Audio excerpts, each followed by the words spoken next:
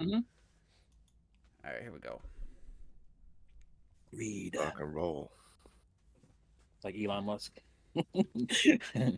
Don't mention his name.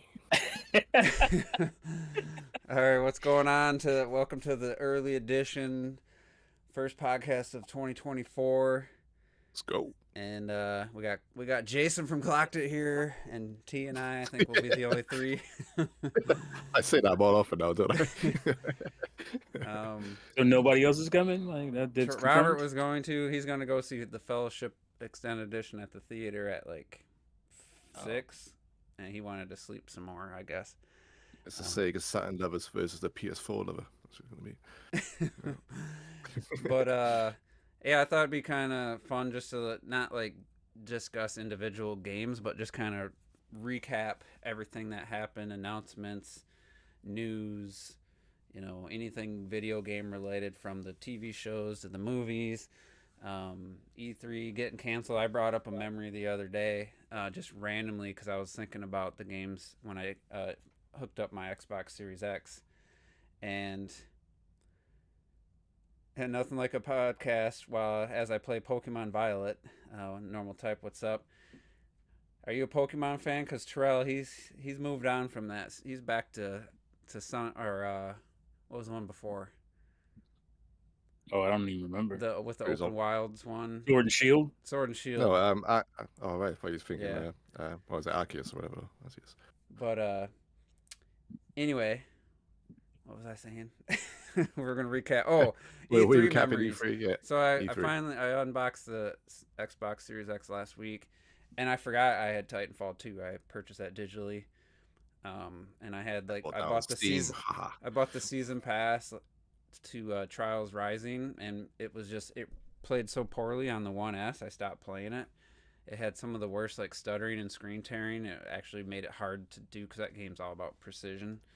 And I couldn't get past some levels because it stutter when I needed to do a move, and I just got pissed. I forgot. There's so many new tracks on there. But anyway, I saw Titanfall 2, and I was like, remember that E3? Because it's Adam Sessler. It was the E3 Nintendo did the digital only event. They revealed Mario Kart 8, 3D World, Tropical Freeze. Did they tease the Yoshi's Woolly World at that one? Xenoblade Chronicles X. I think they did. And all Adam Sessler, because he had one of his close friends was the former Infinity Ward, now working for Respawn, and he was dick riding Titanfall that whole E3 like it was the greatest game change video game he's ever played. He talked it up so high, and I do remember other outlets were also kind of caught up in the hype.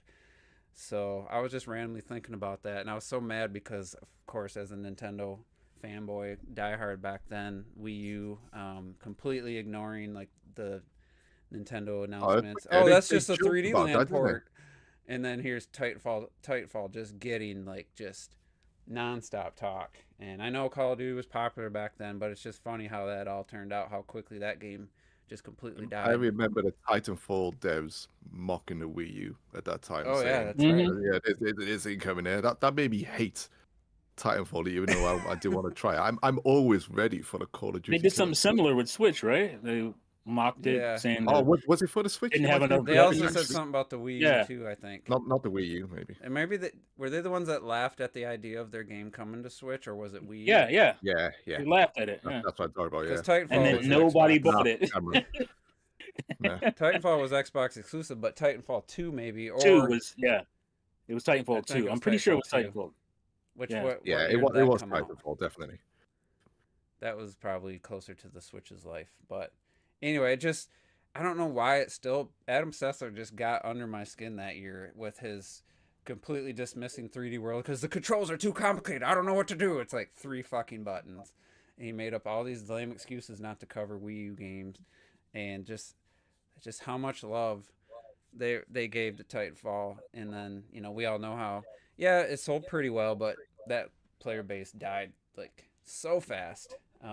Because I paid. Well, one major problem is that it was locked to the Xbox One.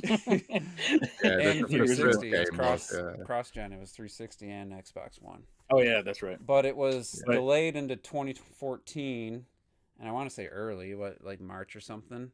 mhm. And by October, November, it was $5 on PC, and I picked it up because I had my buddies over. We were gonna play. I was gonna get people over for Smash Brothers, and I hooked up my PC upstairs just to see how Titanfall ran. And then I looked at that $5 one was the base version, and they said, no, here's all the maps, all the stuff that was in the $120 edition, just given it to me. And then I jump on, and there's like couldn't even fill a lobby. I mean, that was the PC version, but so um, that's just a memory from E3 that just stands out because of everything. It wasn't really Titanfall's fault, but it's Well, just it's quite funny thinking about, you know, like you said, them being a Titanfall, and I know they're all the media guys. They're going to do that anyway, just you know, for no reasons. But considering like all the stuff that's come out as we knew about Bobby Kotick anyway, and how some of those Call of Duty devs are coming out now just saying, oh yeah, you know, his decisions he made, you know, on COD and all this stuff, you know. So I can imagine some of them leaving and wanting to really get big with Titanfall, almost like the Destiny guys wanted to be, you know, go beyond, you know, Halo and stuff. You had Destiny, you had Titanfall, two new first-person shooters, future-based with a caliber behind them, and they're not crap games, are they? You know, they got the talent, but to get up there marketing-wise, and you know, I think with Call of Duty, man, you need one of the big guys behind you, and they just I just don't think they ever got the support that they the probably should problem have got. was there's all these bots in the match. So it was like I don't know how many actual human players, but then there's all these easy kill bots, and it was like you didn't see that many actual humans because it's like you could kind of tell by the way they moved who was real and who was a bot. And then Mhm. the Titan thing, it was like for me personally, it was like the least interesting part of it, and no single player, very few maps, and maybe as a demo, maybe it did feel great to these guys. Maybe they just assumed it would be like this big like full featured game experience, and it was just online only single player, like literally nothing else to do except to Yeah. go through the training. And so anyway, that was just an E3 memory of mine. And I don't know if you guys had any, because I mean multiple outlets gave it game of E3, like game of show. I didn't look to see which ones did and which ones didn't, but you know, it's one of the examples where yeah, maybe it was like I said, maybe in a demo form it was exciting the possibilities and it didn't live up to it, or it was just hype built like hype started and it just kind of you know how it can kind of spread. It's kind of like contagious sometimes, Yeah. and it feels like fake hype in retrospect versus like Breath of the Wild stampedes that wasn't like generated from media trying to sell us on it. So I don't know, but anyway, I've always been in the mindset that the industry will suffer greatly without a core trade show. You know, because that's what E3 started off as. Mhm. I could think way back to, you know, like to the late '90s and stuff when I started watching E3, and I never went to LA to go to E3. So like in the UK we had what was called ECTS, which was actually the origins of like the Eurogamer shows and stuff like that. So I went to many of those trade shows. That's where I actually saw Miyamoto on the show floor, where he could still walk around, and not many people would recognize him oh that much. really? So he could still just walk around. And my friend went, "There's Miyamoto." I went, "Shut up! What are you talking about?" Over there, I was like, "Shit." Dived at him like some wild rabid animal. But anyway, um, you know, so I think when I think back to E3 back then, they were all trade shows. Devs were always on the floor, just talking, trying to sell their stuff. You know, they're just there in person. And you know, we as viewers, we would just, you know, could go to some of these shows, or when E3 opened up to the public, it was just for the aftermath, you know. But everything was always business, business, business. How can we grow this industry? And we're gonna lose that, you know. And And Jeff I think Keighley's just gonna think he's gonna yeah, but take it's like the, you know, all Yeah, the in. Game Awards and Summer Game Fest. It's bullshit. those are just demo reels and you know, whack They're just awards. trailers and No, It's I think not. you're fluff. talking about Summer Game Fest. Yeah, yeah. Yeah, it's, you know, Yeah, it's not a Summer place. Lame Fest.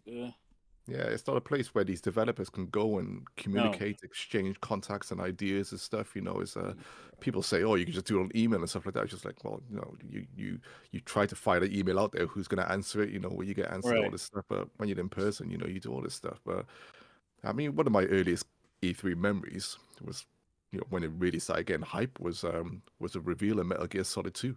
Just when I was watching it through IGN and stuff like that. I remember I was working in the internet cafe, 2000, 2001 maybe, something like that. Mm-hmm.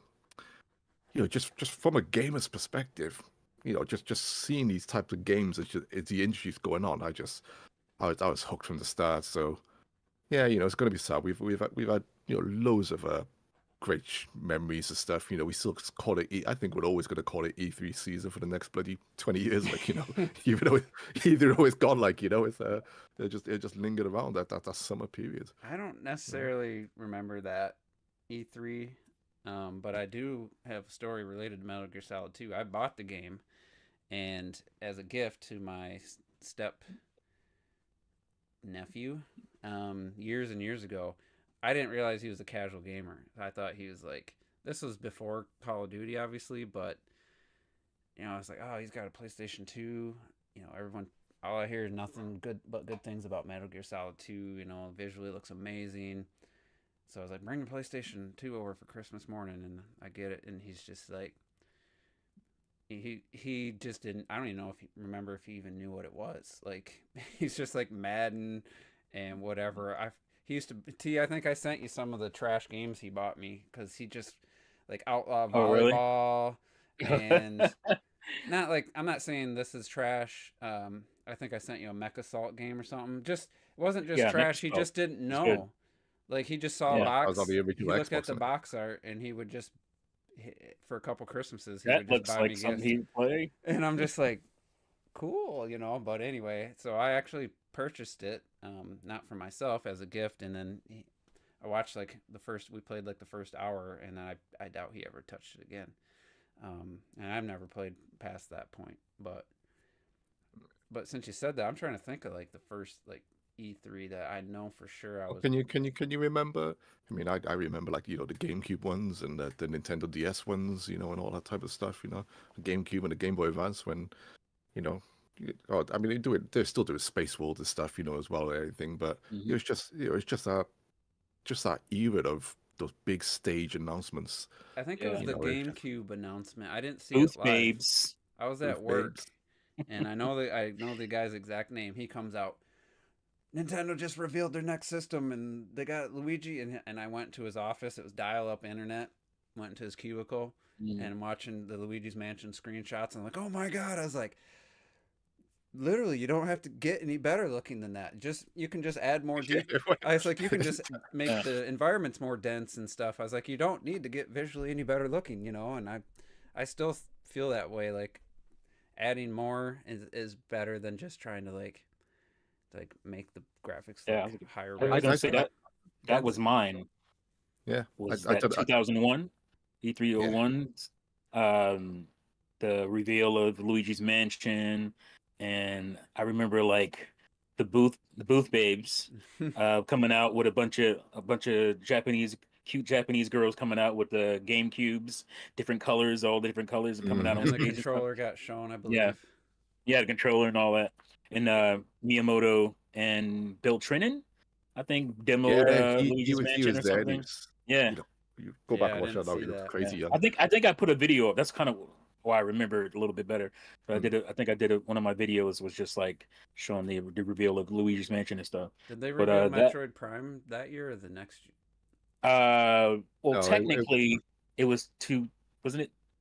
The year before, the early trailer, trailer for that was running through the hole. No, it was the Retro Studios one where you had. Oh, that was a retro. Exactly, that's right. You had Retro Studios one. Phoenix, Dead Phoenix. No, that's a Capcom. No, you're talking about Raven Blade. Raven Blade, thank you, Raven Blade, and Raven Blades. I still say to this day, just football. It was E3 2000. Yeah, they were doing a football game. American football. And then they showed Metroid. They showed Samus, and she was just fighting some bugs, but it looked more CGI than anything. Yeah, it looked like when the first, when you first go into the first level, Nintendo when you go into that. Claim this, huh? So Nintendo probably claimed this video. Oh no. And like the little bugs or whatever running and whatever the little. This was 2001 E3. Yeah. I do remember this. I don't know if I saw it if I watched it after the fact or years later or the same year, are they even going to show anything? This isn't Oh, here we go. Yeah, it's I'll make later. This was sure the again. reveal. There you go. This was the actual reveal. Yeah. So it was just Oh, knowing that CG. Metroid was Yeah. coming back. But yeah, there you go. We Right, described that it. was We just described it mind-blowing. perfectly, yeah. Because we went through a whole generation with no Metroid, remember? So we definitely need to talk about CGI because Clackett, you said he had a different take than I did. But I'm working on the video. It's in that era, there's nothing to fully go against you, but we'll talk about it. It's fine. In that era, it was very it's very acceptable to me. It's like, that gave you an idea, get hyped, but at the same time, it looks worse than the actual game. So it's like, did it? Not then it didn't. I think looking at it now, I think it looks worse than the actual game. I mean, you're looking at some of the movement, looking at some 240 PS. I would say some of the animation, when we saw it, yeah. I mean, it's not like oh my god, like, but it served its purpose and they delivered. So I guess it doesn't matter as long as they delivered on the promise. That's clearly just a teaser, right? Mm-hmm. You know. Yeah. So that's not the whole Retro Studios video. That was not the one with Raven. Yeah, we saw that. Minds were blown. It was like, Raven Blade had this like molten. It was. Oh my God, it's Raven Blade, Lord of the Rings even as well, right? So you got like this molten rock guy. You got this guy with a giant sword doing samurai kicks, doing like martial art kicks as well and stuff. People still want Raven Blade. Are you kidding? Yeah, my friend named his email address Raven Blade because we were just. Oh wow! So much. When did they bullshot show the tech demo for Zelda? Was that for the GameCube where it was? That was Space World. That was Space World. If you're talking about the original one when he's versus Ganon and stuff, then that wasn't a bullshot. No, that's not fair. No, it wasn't. Well, it got people's expectations in the wrong direction. We'll say that. They were just showing. It was literally a demo showing like the polygon, capabilities of raw polygon capabilities of the GameCube. And of course, it was at that time where Factor 5 was showing off Rogue Squadron. Right. And we were literally just like, this is the movie. This is literally. Yeah, we were saying it looks like, because they showed a clip of like the Rogue Squadron when they were first coming around. Where was it? That scene.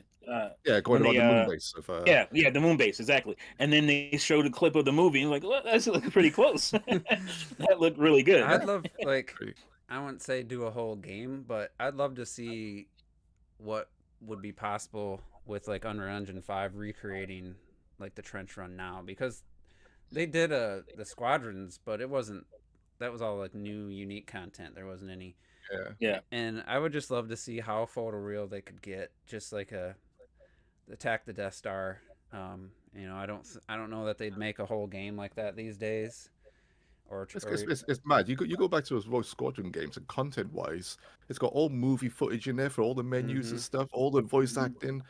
Every single location you want to bloody go to in Star Wars, the original trilogy, it's just there, and it's all playable in every single vehicle. It's just they put a lot of work into those games. At Factor 5, they done it in like, what was it, like 9 months or some shit? Yeah, they did it in like no time. They what? Yeah, they were there, and the massive crunch. They said we need to get this out for the GameCube launch. We were like, it's launched in like 9 months. It's like, well, get to work, motherfucker.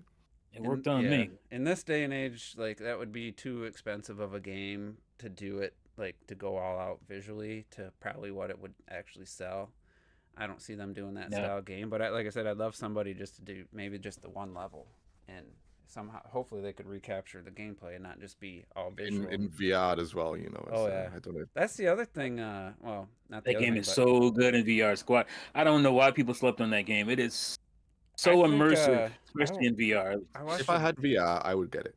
I watched a video of somebody with a racing wheel and Gran Turismo 7 with the PlayStation VR 2. Oh yeah, that shit looks fucking amazing. Like it just seeing the feed, and I'm like, God, that's tempting. Just for just that kind of experience. Like, I've always dabbled with Gran Turismo. Surprisingly, I hate racing sims, and I put loads of other games that I prefer over Gran Turismo. But somehow I've still dabbled in all the games up till Gran Turismo 5. I play Gran Turismo 5 quite a bit with my friends. Yeah.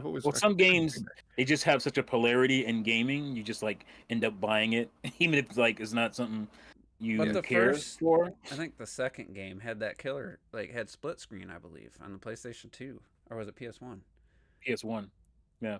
one of them had split screen, and it still looked good in split screen. It had to be 2. I think that was 2. I think it's Gran It's Turismo like, how 2. does it look so good in split screen? And I don't feel like maybe they were still going for the sim stuff, but now they took the sim, and obviously this is a negative. Like, you have to play like thousands of hours to build up credits to buy like a supercar.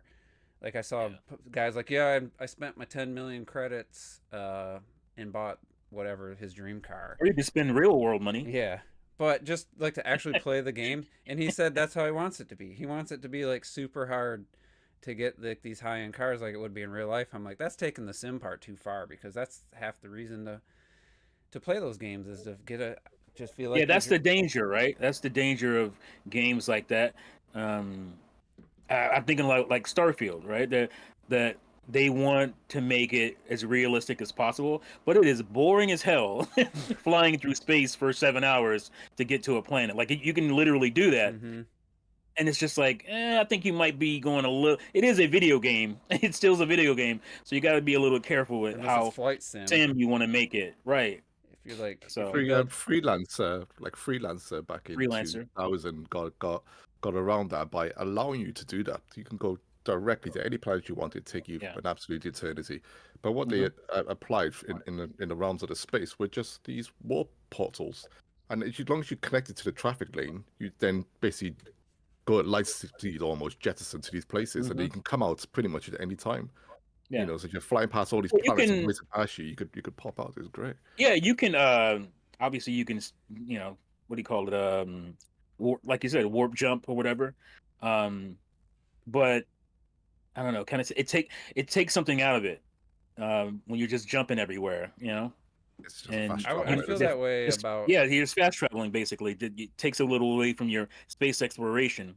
But if you don't make the space exploration fun or the driving simulation fun, then you're kind of hurting a little bit with the connecting with audiences and whatnot. Unless somebody like builds like flight simulators, there's guys that build. They get a TV, they get 2 going sideways. They're completely surrounded by monitors. They have their flight sticks. They can make, because it's PC, they can make like a full instrument cluster with toggle switches at work, because it just basically they bind it as a button or something. And I think Star Lancer was one of the earliest games I played that done that. Where literally you'd have a template over your keyboard, because literally every single button on your keyboard did something. Mm-hmm. It's like that game, the mech game on Xbox. What was it? Steel Battalion. It came with this giant fucking controller, and it had fucking 100 buttons on it, and everything did something. And it's just like, that's insane. That was almost like an early roguelite and I say an early one. It was a later roguelite where if you did eject, if your mech was die, you didn't flick the eject button and get out. You would lose your mech. Right. That's why. Right. You got to do it right. You got to do it. And some people like that, and especially for flight simulator. Like this person just, they log a bunch of hours. They feel like they're a pilot at that point, and maybe somebody could feel that way about Gran Turismo or Starfield. If that's what they're really into. People. I appreciate that that's there, but I think with Gran Turismo 7, I'm not gonna buy a game where I can't just have a Porsche GT3 like at some point without having to put 10,000 hours into the game. Like I just want to drive around the cars that I want to drive that I could never afford, or I'll never even probably see in person. That's half the appeal. But anyway, getting back to E3, kind of got off. T, do you have what do you got this there? This is what we do. Nice. There was a racing wheel. I haven't owned a racing wheel in years. The last time I bought one was for Outrun 2 on the original Xbox. Yeah. That's what I bought one. It has I just bought the feedback. Play, that shit's cool. Yeah, it has feedback and everything. Like the wheel will turn, it moves like a real steering wheel would. I had a rubber band one back on the I think GameCube era original Xbox. It was just rubber band resistance, and it sucked. Made it harder to drive. Comes with the. There's a good force feedback one I had for Outrun. It was great. Clutch and all. I got the mic thing on it. Damn. It got a clutch. It's got your pedals are here down here on the floor here. So it's a full driving experience. Oh, wish you If get you it want to do set the up. sim. You get into it. It's good fun. Yeah, And then you it's get a great. curve, 30 something inch curve monitor. It'd be pretty sweet. Yeah, my curve isn't as big, but it's Yeah, fine. there's one at Best Buy. It was the OLED LG. It was $2,000. I forget what size it was. The G9 or something it was called. It's too curved. Like I feel like it's too. Yeah, curved. it's super curved. I don't. I feel. But I it was does getting look dizzy good. just standing there watching it. It looks good though. It does look good, bro. All right, T, you got an E3 memory? I know we kind of were just. Oh yeah, that was mine. It was the Luigi's Mansion one. Okay. That was the one that sticks out a lot. I think the 2000 to 2010 era of E3 was like the golden era of E3. Revolution. Well, that was what 2005. Yeah, like they figured out the pomp and circumstance. I think better because early E3 was just like it was like a stage and a black background. Well, Sony didn't and you had a figure it little out. pedal, and that was it. $2.99, and then that kind of stuff. But it got I think late 90s was when it really started to kind of pick up and be more like fan oriented a little bit, not too crazy. Obviously, I think they went too far, opening it up to fans and whatnot. But I think late 90s to like late 2000s is when was the golden era of it. Yeah. And just I got a bunch of DVDs from like E3s through the 2000s, just to go back and like reminisce and remember what it was like. It was a cool era. And I remember it's definitely sad that it's going away. I think it was at 2013 or 2014 E3. Nintendo had Best Buys in certain Best Buy stores. Yeah, that would was have cool. all demos for all the games they showed at E3 that year. So I went and played 3D World, Mario Kart, and I don't think I got a chance to play Mario Kart, but so I went and got in line, and that was cool. You know, it didn't last. What was the E3 where it was Wii U, where they had like online, like you go to you turn your Wii U on, you can play like certain demos of like indie game stuff. Yeah, that was cool.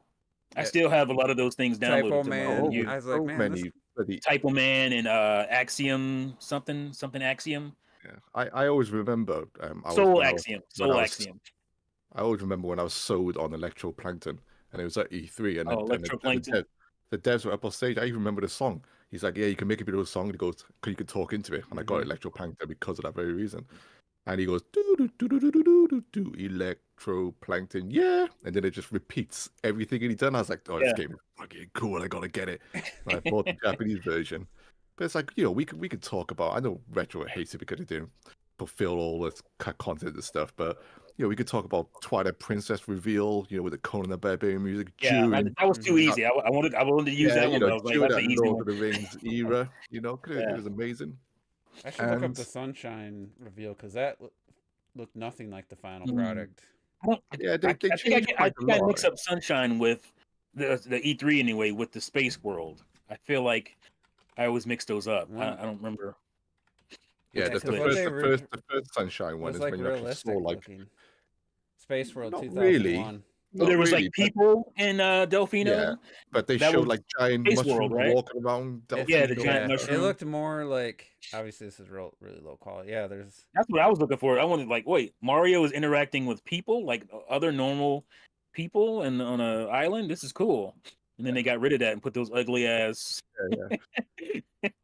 I mean, there it is. Yeah. Not a lot of this is in the actual game. I mean, no. Well, I mean, the layout is similar. Yeah, it is very similar. Yeah. But obviously they worked a chunk of it. You can see up in the top right hand corner that the shine. Humans. His health dies. I still feel like this was less cartoony visually looking than what they ended up with. It almost looked like CG animation versus. Yeah. Like, there's a very good beta. I think it's Beta 64, who did like a video on this, the beta version of Mario Sunshine, where it talks about the big giant mushroom guy or whatever thing walking around, and he went in and like pulled all that stuff out. Quality, apparently. Let's watch this one. HQ even. It doesn't look that much better. They look like they tried to do. Oh, it looks cleaner. Yeah. I had to upscale it a bit. Yeah. So. I almost felt like I got like Sonic Adventure vibes from this reveal back in the day. I don't know. Sonic Adventure, really? Just because they're just showing them like The He was water running looks at way the worse, camera. by the way, if you can tell. Yeah, I didn't have Sonic Adventure on my mind at all when I saw this. I was still in the Mario 128 demo mode and, Yeah. coming And we're off like, Hub World, Mario 64, you're so excited. it's like you're like, what's up with that backpack? What is going on with that? Like, Yeah, it's just so intriguing and so exciting. It just yeah. added to the hype, man. And Uh, it's been should have. documented Was that E3 or Space that World? was Space World 2001. Okay, thought so. Remember that E3 was at 2014 where Sony did 3 hours and there were just like all these robot like executives on stage giving all the numbers for all the screenshots taken. We're the king of the world. It was like, come on, bro. I was so mad at. I seen like a couple outlets say Sony won E3 and different YouTubers. I was so freaking pissed. Like, I was mad watching it. I'm like, are you like I'm cussing at my computer. I was sitting right here and I was just cussing. Like 2 hours in, and I'm like, oh, they're showing this now, like another CGI trailer. I was like literally swearing at my monitor. It was. I usually don't get like angry, but I was like the infamous Killzone 2 I guess. Now that was a bullshit. I would say the But game even fairly the close. PS3 stuff. Yeah, I mean it was exciting still, and Yeah. seeing like Leia and stuff because you knew it was Factor 5, seeing Leia and everything at E3. It was just I think the MotorStorm one was a little bit more. I was a little jelly. I was like, why isn't it coming to Wii U or Wii U? So, And to Leia, Wii instead. yeah, Yeah, we knew they'd gone. because that's where it should have been. Which one?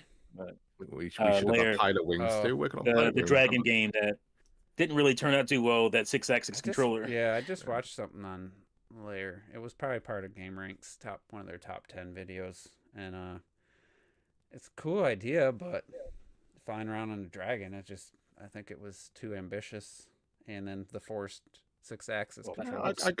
I got it, and they did patch out. They did patch in normal controls later on for Leia, so you can play it now without, which is how I finally played it. It's still it's a decent game, but yeah, you can see. It's one of those games that come along, and it's usually around the launch of the system where we're trying to sell a thing. So we're trying to sell 6-axis with Lair. That was probably the main motivation. Think of like Rise Son of Rome for Xbox. That was supposed to be a Kinect game, and they said no, we don't. Like when I'm doing moves or weird moves, when I can just press a button, it doesn't make any sense for us to make the game this way. Turned it into let's push the visuals and make it right. I mean, we were still in that wow us with how many characters could we have on screen at once. That was kind of like, if you remember when they finally brought Cameo to Xbox 360, all Rare wanted to do is show how many goblins they could have on the screen. How many goblins? Like what? Dead Rising. I always felt like that was the selling point. How many zombies?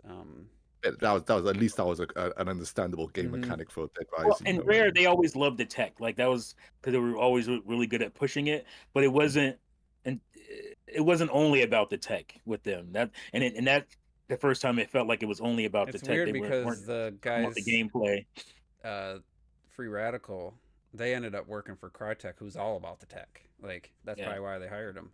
They don't give a shit about, like the games themselves. It's just like they're just pushing. Especially, I think the first Crysis and the first Far Cry kind of had maybe because Far Cry 2 that's when Ubisoft took over, and it's like those ones. But then you play Crysis 2 and 3, and it's like they're visually on PC. They're pushing PCs even today. Like Crysis 3 is used for benchmarking, but playing through it, it's like this just feels very kind of bland, basic. Yeah, kind of like when I played Wolfenstein, the New Order, the 7th gen one, not the sequel, New Blood or whatever. It was the New Order. Was it New Order? What was the second one called then? Wolfenstein 2, the New Colossus. Oh yeah. So I picked it up on PS4, not realizing it was a PS3 game and it was up-res, but I'm like, this is some Call of Duty wannabe bullshit. Like, you get in a car and you're like, you hold a button, you can't control the car. You just hold a button for arbitrary reasons as it drives and crashes through, and then it goes to a cutscene. I'm like, why even have me hold that button for 5 seconds? Just make it a cinematic. And it was just filled with all kinds of that stuff in the beginning. And I'm like, It's just it was a I game still of its era. never understand how like Call of Duty became. I don't want to go too far topic yet. How Call of Duty became the standard of FPS that people ended up loving compared to like what Rare were doing, where we're talking free radical and stuff like that. In terms of their single player and in terms of their multiplayer, all the weapons that they had, all the crazy ideas in there. You know, Well, it's just I think it's not dissimilar to Fortnite, right? Because Fortnite, before Fortnite, there was PUBG, and that was the what do you call it? What do you call those types of Battle Royale. games? Huh? Battle Royale. The Battle Royale, yeah. Yeah, battle royale type games, and fucking Fortnite came in and just I forgot about poor PUBG. It's just one of those things where people just end up latching onto something for some reason, and it becomes the standard. You know, like I don't see a lot of like with the Call of Duty. People were like Wolfenstein. They're trying to recreate the Call of Duty single player experience, like Call of Duty Modern Warfare 4. That was cool when you're doing the sniper mission. Everyone, I mean, was blown away by that. It was awesome. But then it was like a one trick pony because then it became all these scripted events that you're barely partaking in, and then the rest was Modern just Warfare 4. or not Didn't Modern Warfare 3 just come Call out? of Duty 4 Modern Warfare. Call of Duty 4. Yeah. Well, no, I'm actually just making a joke about how stupid the naming conventions are for these freaking Call of Duty games. Now they're just using the old name but making new. They're using the old names, and it's confusing as hell. Because the first one was like, is it a remake? No, it's a reimagining. Then Modern Warfare 2 was just completely different. But anyway, like Hitman did that shit too. People try to copy that with the scripted. You know, you start out in a car and you could look around at where you're going. It's first person, so you feel like you're part of the game. And even Cyberpunk does that shit. Like the beginning of Cyberpunk, oh, you're riding in a car, and you get to look around as the characters are all talking around you, and you're making this deal happening and stuff, and it's like making you feel like you're in it, and it's like that's cool, but at the same time, like when can I play? You know, that's how I. That'd be cool if I had a VR headset on. Yeah. You know, when can I play? When can I make my character? You know, actually, I think you start with the character, but it didn't take that long from what I remember. You know, even however long it was, it's just like I want to play the game. I want to know what I can do in this world, right. And I still do, and I feel like that Call of Duty 4 Modern Warfare started all that first sequence, and Skyrim had a similar sequence, riding in the buggy. Well, they were getting pushed a lot by who's the other one? Battlefield what was starting to Battlefield? No, wasn't there another? There was the Bad Company. Was the spinoff that I think it more started with Half-Life, really. Yeah, you're probably right. Yeah, Half-Life. On the whole train section. That's the big opening. So, and speaking of Half-Life 2, I almost stopped playing after like an hour in these stupid drain ditch things on a boat, like a river boat. And I was just like, is this all this game is? Is this all this freaking game is? And then like afterwards, it just completely opened up. I think you get the gravity gun, and it just became this amazing. I think it's a timing thing as well. It's like, that kind of thing worked and at that time period because we hadn't seen anything like that. That felt like we were inside of a movie or something, right? But at some point, that trope gets a little outdated, and you gotta. You know, I remember we have some outdated tropes what going on in they gaming. achieve most is probably what Juice might actually prefer is when you actually have story moments within the game that you can actually it's like cutscenes that you control, but it's all completely real time. So you can see the guards coming and stuff like that, and they know they've set up the traps for you. But it's up to you how you activate those traps to make that cutscene as elaborate as it can be. Like and stuff have like that. explosions happening, have your companion shout and stuff, and it kind of breaks the immersion when you die and you have to redo. Or like when you get to Ravenholm as example, and Ravenholm is set up full of traps. Visor grunt, no, thank you. It was Medal of Honor. That's the one I was trying to remember. Duh. Oh right, sorry, I didn't realize you. That was Medal of Honor. GameCube era. Medal of Honor was there was a couple on GameCube. Because I like Medal of Honor way better than I liked Call of Duty back then. Well, so, they tried to they tried to bring it back, and they just became they botched it. It became a Call of Duty clone. But they shouldn't have done it. They had some fantastic games. The Medal of Honor. You want to know because I didn't play Half-Life. I still haven't played the first game, but the first game that first person, I felt like I was just like. I was in the game. All this cool stuff was happening. It was Far Cry Instincts on the original Xbox, It was completely different game than the PC. I remember Far Cry Instance. And Yeah, it had, I want to say Ray Liotta is a voice actor in it. I I should think look you're it up. right.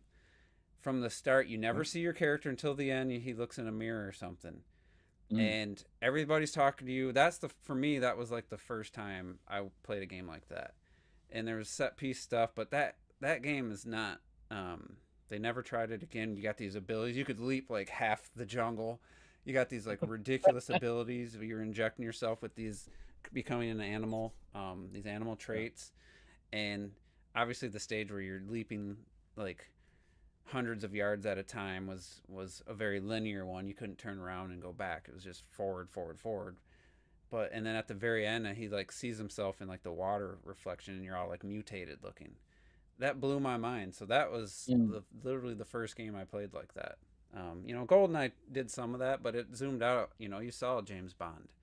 Yeah, You saw Joan and it was Dark. Pierce Brosnan. Yeah, this was just like you never broke camera from the first person perspective until the very end. Well, you didn't. Yeah. You just saw a reflection, and that was I still think I remember that game fondly. I don't know how I'd feel about it playing it now, but it was one of my favorite. It's very impressive for the original Xbox at the time as well. Yeah, and the jungle looked great.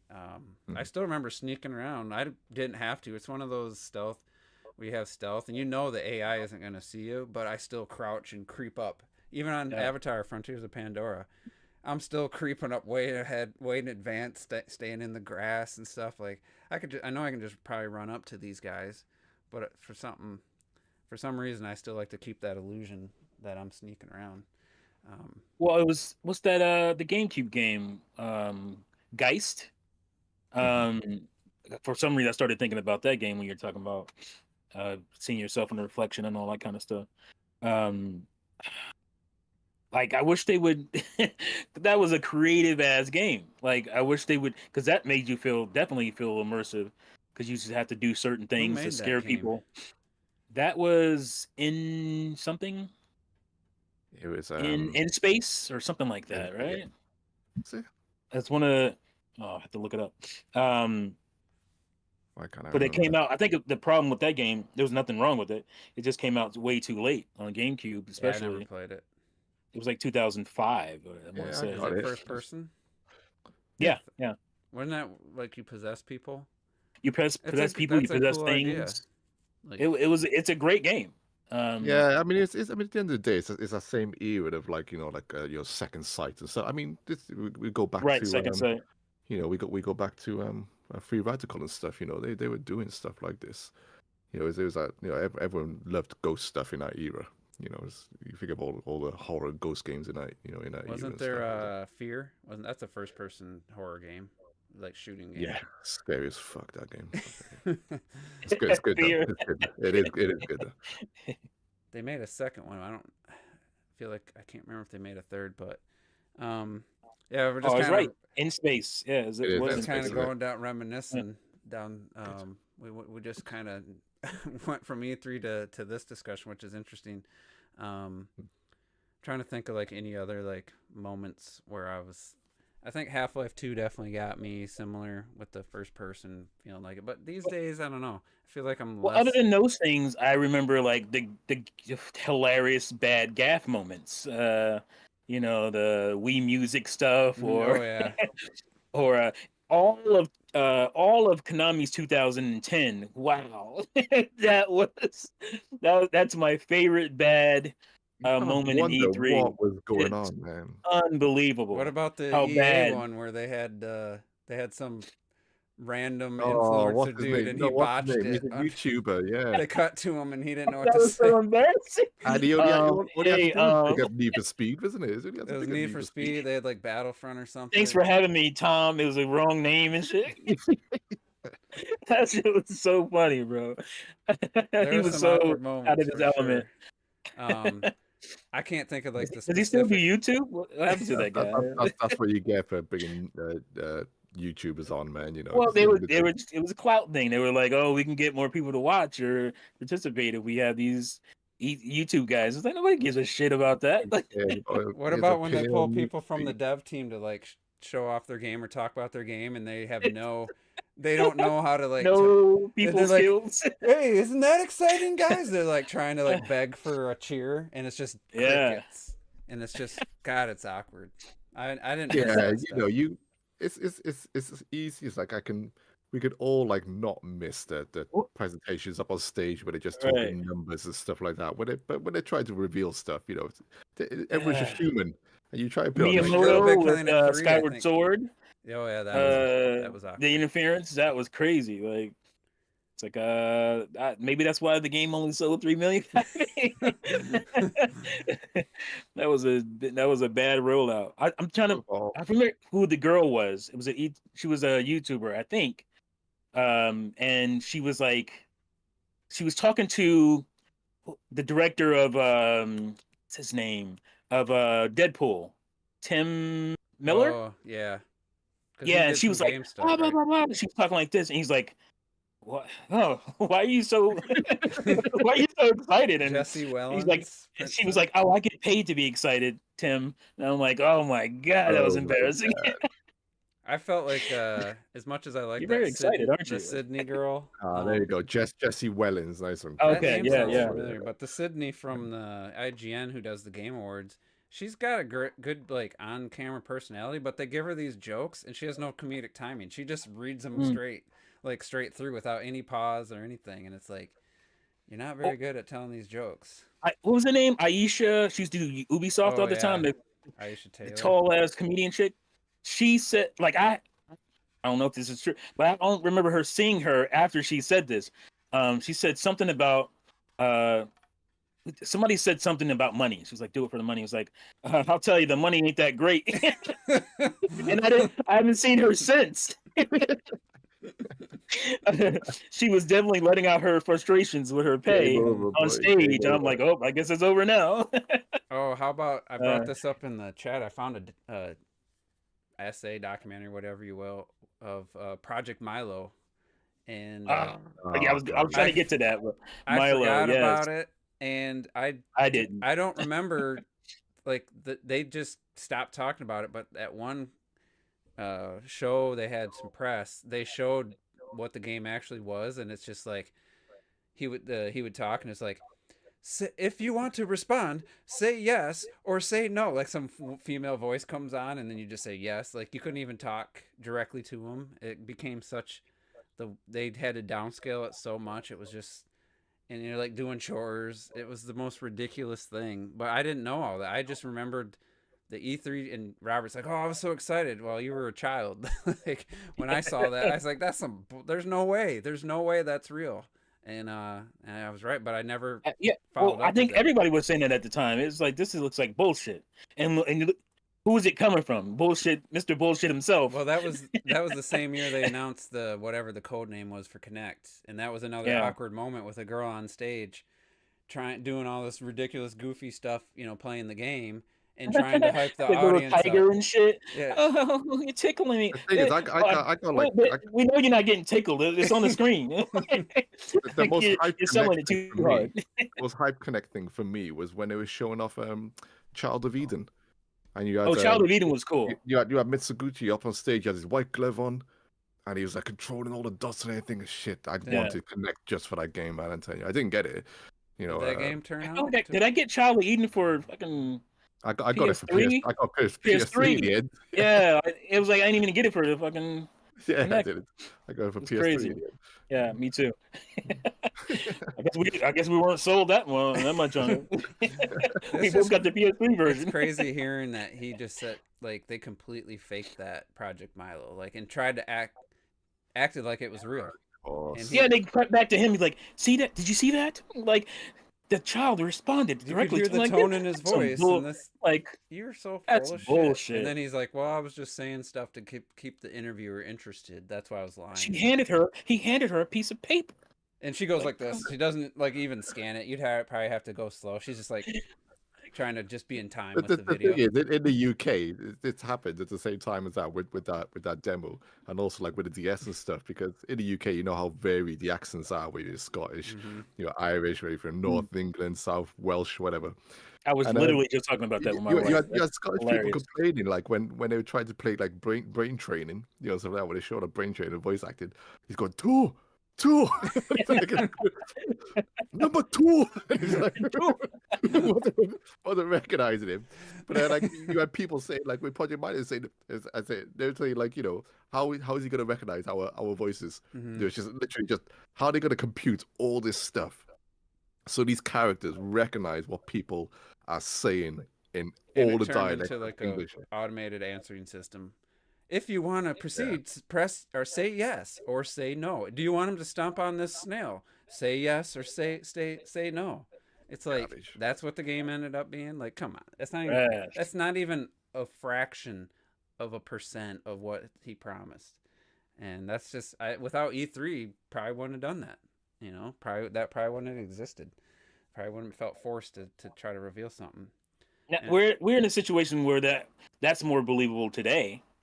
But it was nowhere close in, what was that, 2009 or something? Yeah, it was like, come on, 9 or 10. Terrell's not here. I'm gonna say something in honor of him. He always talked about bringing the car on stage, bringing the supercar that they did for Forza like 3-4 years in a row. Yeah. And I mean, it's cool if you're there, it'd be cool. But I'm watching it on a stream. It's like, fuck, I don't even know if you were there. Just. I'd love to see a supercar. I saw the new Roadster 911. I was at a mall in Denver, and they had a freaking $200,000 McLaren just unattended in the mall, just like with this basic like little rope around it. I'm like, yeah, but that's all right. Where you could actually get like a few feet. That was cool, dude. I took pictures of it. I'm like, that's the most expensive car I've ever seen in person. You're miles away. Yeah, that's pretty ballsy. Yeah, but there's it was the richest part of Denver, Cedar something. What's it called? Say, certain malls you wouldn't want to do that. Not that it gets stolen, but it get fucking ruined or something. Somebody run into it like an idiot. Britney Spears shops by that mall down that. There's a certain street that's just all high end shit. Like she's like. My brother mentioned her because she was just there last time I was there. She was just recently. Why'd you do that, Cherry Creek? Why'd you do that? Cherry Creek area. Anyway. I had completely forgotten about that one. I had completely forgotten about that one. What moment was that? What E3? Because we were expecting something. Oh, yeah. And we ended up getting Cranky Kong, and it was like what? This additional character for Tropical Freeze. Yeah, there was like everyone. Yeah. That was E3 though, wasn't it? The Game Awards. It was so. Was it Game Awards? No. It was Game Awards. It was. You're right. That was Game Awards. Yeah, we were expecting Nintendo had something, and back when it was the Game Awards. Yes, it was because it was like really. It was really cheap then. Like he was like in a room. I remember it being like not that grandiose at that time. What was the actual reveal though? What they? I forget what it was. We were all hyped to watch the Game Awards for something cool coming for Wii U, and it was fucking Cranky Kong, and everybody lost it.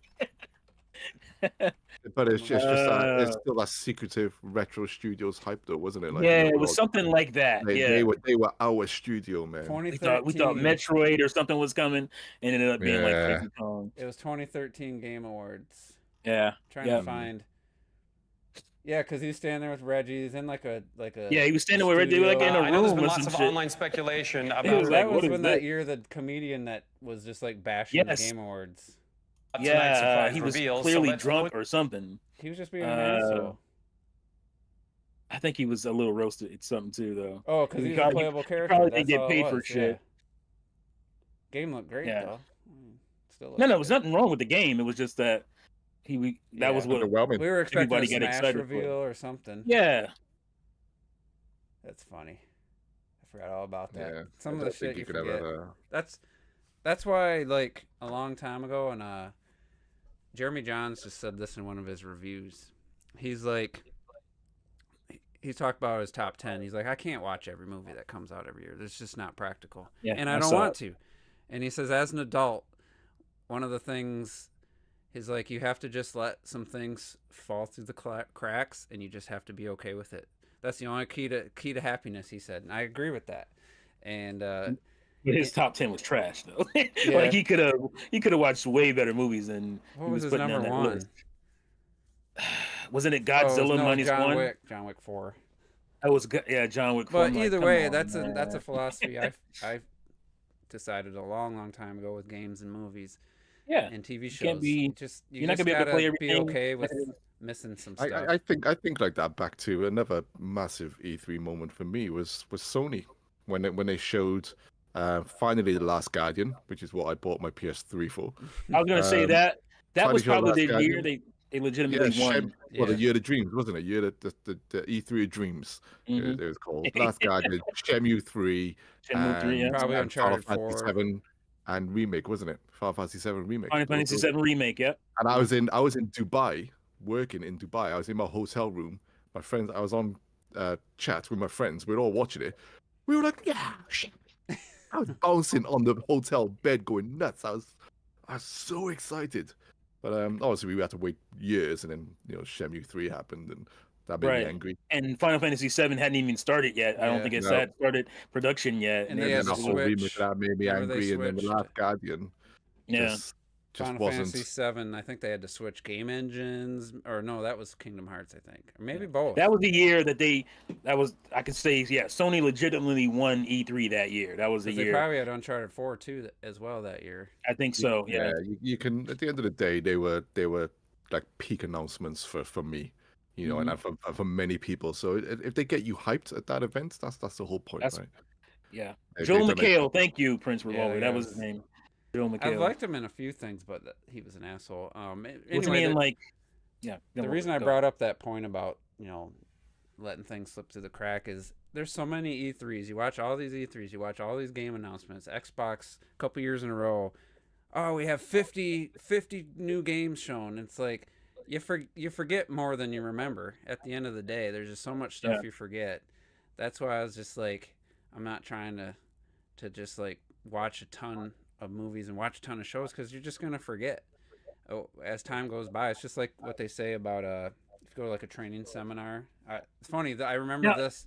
I remember this fact, but I don't remember what the training seminar was. He goes, he goes, everything you hear today, he's like, by a week later you'll remember like 10% of it, and then this much later remember 5% of it. I don't remember what the training seminar was, but I remember him saying that. And I've had that philosophy. You don't even remember what the seminar was about. Same with E3. That's I'd rather see more focus on less games than just see 50 1-minute trailers, and then I'm gonna forget half the shit. That's fine, but the problem is gaming has grown so exponential that wouldn't serve. Because they gotta hit as many people as they can with certain different types of games and genres. I mean, we went from industry is too big being now. excited for games selling 200,000 copies to like you got to sell 20 million now. Like that's how big gaming has gotten. If you think between all indies, or AA studios, or AAA studios, right? Think about how many video games get made in a year compared to movies. A lot. Even compared to new songs and stuff, like new albums and stuff like that. It's just the industry has gotten so big now. It's there are thousands of games that will go by that you will never touch in your life. My friend sometimes posts still posts the scores for Edge magazine in our Discord chat, and we're like, I know about 1 or 2 out of those 10 games. Just watching the top 10 movies. I can't even keep up anymore. I used to be my memory for games, my encyclopedia for all games being released used to be just peak, just up there. I knew every single fucking game. Now I've given up. You can't. It's impossible. And most of the time, there's no point anyway. Because that was when there was 2, maybe 3 consoles to worry about in PC, but. Yeah, but even the major and that was studios, it. Now you have fucking, you have so many different ways to play games, and they're trying to cater to all these different audiences and all the mobile games, and it's insane now. I wish shovelware just didn't exist. Just don't put out just trash. Not that saying all of it's intentional, but even shovelware, it's hard to to put that out anymore. I think. The thing is, you would probably class something like Roblox as shovelware. My daughter's my daughter with a friend. They I live in say like shovelware is just like a broken, barely effort, janky ass, like basic. Roblox is barely ever janky. Really? Well, that would I've be never- like Kong, that Kong game, and what's what's it called? What were the two worst games? It was the Kong Gollum. game, the Gollum game. That would be, Oh, right, I guess sorry. that would be shovelware, but I don't even know if that's close. I think that but was just a case of they didn't have enough money or time and tried to make a Gollum what's game. the Australian chick? We learned that the Kong studio Australian were chick? rushed to hell. Yeah, she works at Sony. She used to be at IGN. What, Alana Pierce. Alana, yeah. Alana. She just did a video. It was a really good video about fake gamers, basically, and people making an industry based on like just hating things, and like companies are just putting out games for you to hate because they realize there's money in that now. Is that? If And that's she was legit, talking to- That's crazy. Yeah, it was like you're right. That is crazy. That's how big the industry is. That you can actually put out some junk that gets laughed at, like the last, what was it called? That Last of Us fake ass clone that was on Switch. The last something. They took it down. The Last Resort. They took it down. Yeah. But how many people made videos on that? What was that scam one? Get just laughed recently? at. That was like a complete scam. They did a crowdfunding. I'll tell you right now because I have a video up queued up to watch on that just one, seemed and like they that were scamming is people. Like, oh shit, where did it go? some shovelware is just like, we have this gone IP, we're gonna give it no money. You just boot up the game and look at the The menu. day before or something like that. Something like that. But I'm not I saying. don't know why. I'm Yeah, not go on, saying please. like a game that didn't turn out is shovelware. That was a total scam, though. I think they wanted was to a make a scam. game, but that was But like some games, you just know that they're not putting any money toward day it. after. They put an IP, like they make like the Zorro game. As much as that looked more competent than most games, that was never going to be like a full team, like with a lot of money. That's not what it was ever meant to be, and that's that's just a small budget A game. Not even probably double A, and just hope some people buy I it. don't. That's that's not always new. existed, though. I can That's say that's different. not new in That's the not industry. what I mean, consider Yeah. true shovelware. True shovelware is just like they know they're just not going to put any money into this, but they're going to put it out on the shelf and hope somebody buys it because the system's popular. And Like a lot of shit you saw on the Wii and the DS. PS1, PS2 for sure. PS1, PS2, yeah. It feels like it happens more in gaming. Like it's more acceptable and just easy. Maybe and even arguably easier. Just to at the end of the day, some guy probably created Flappy Bird on mobile phone. Thought nothing of it. All I do is press a button, the bird pops up and down slightly over pipes and stuff that look like they're straight out of Super Mario. Then next thing you know, Flappy Bird is made him a millionaire. Phenomenon. Yeah. I mean, it's a pretty competent game from what I've seen. Like it's It works. That is what you would call mobile shovelware because it's a very simple cheap. basic 2D concept. It's just a bird, and you just tap the screen and he just bobs up and down a bit. I would say Tap it most more, mobile goes to the games. Most mobile games in that era was like that. Like very simple Yeah. concept. Hoping to hit like a Flappy I Bird. think shovelware has its place, just like anything else. The problem is that there really is no regulatory system to say universally you all need to meet certain standards of credibility and certain standards of design and want to create a product that you feel should sell, is acceptable as a product to release. It's like a quality. Well, what at the about end of that but racing game? It's all in our system, right? It doesn't matter if you're buying food. You'll buy some of the worst food ever made down the back alleyway. Is that burger even? Is that even beef? I don't know. I got it. That Square, was it Chocobo Racing? That recent Square game, racing game, where like it was just like you have to buy all the characters basically. Like, he was not giving you shit. And that luckily didn't work out for them. I remember that was one of those games. I was Nintendo slightly Directs. excited about it. It looked great, and it's like, kart racing game with these square characters. Awesome. Yeah. It's Krauser from Final Fantasy 9 in there. I was like, let's go. Mm-hmm. But that's why. Let's see, what time is it? We got to talk about 2023. I'll just say we'll just close it by saying that's why I'm so skeptical of game reveals. Is because you never know the intention. It's usually to trick people. I feel, or not usually, but there's a lot of times where it's just like we're trying to trick the consumer, and that's especially if they're doing it in it's a nostalgia play or something like that. Yeah, you gotta be wary. All right, let's talk about some 2023 events, games. I mean, obviously you don't want to do any kind of review or top 10 type of thing, but just some stuff, not yet stuff. I'm trying to think, for Sony, obviously it was notable. They only had one first party all year, which, for them, that's usually, they're usually 2 or 3, and they have literally one. There's no debate, no argue. And so that was notable. Nintendo had a pretty solid year. A lot of releases. I'd say more than solid. Yeah, more than solid. Because I didn't even remember the Fire Emblem game was this year. That was early. It was in January. And then you had Fire Emblem, which I still want to get engaged. Engaged, yeah. I haven't gotten it either. What else was there before that? Between that and Tears of Kingdom. I feel like there was Metroid Prime Remastered. Remastered. Yeah, that's one of those. I wrote down all the games I played this year, and I keep forgetting about that. We had Pikmin 4, which I barely played. Shame on me. I rinsed that game. I rinsed it.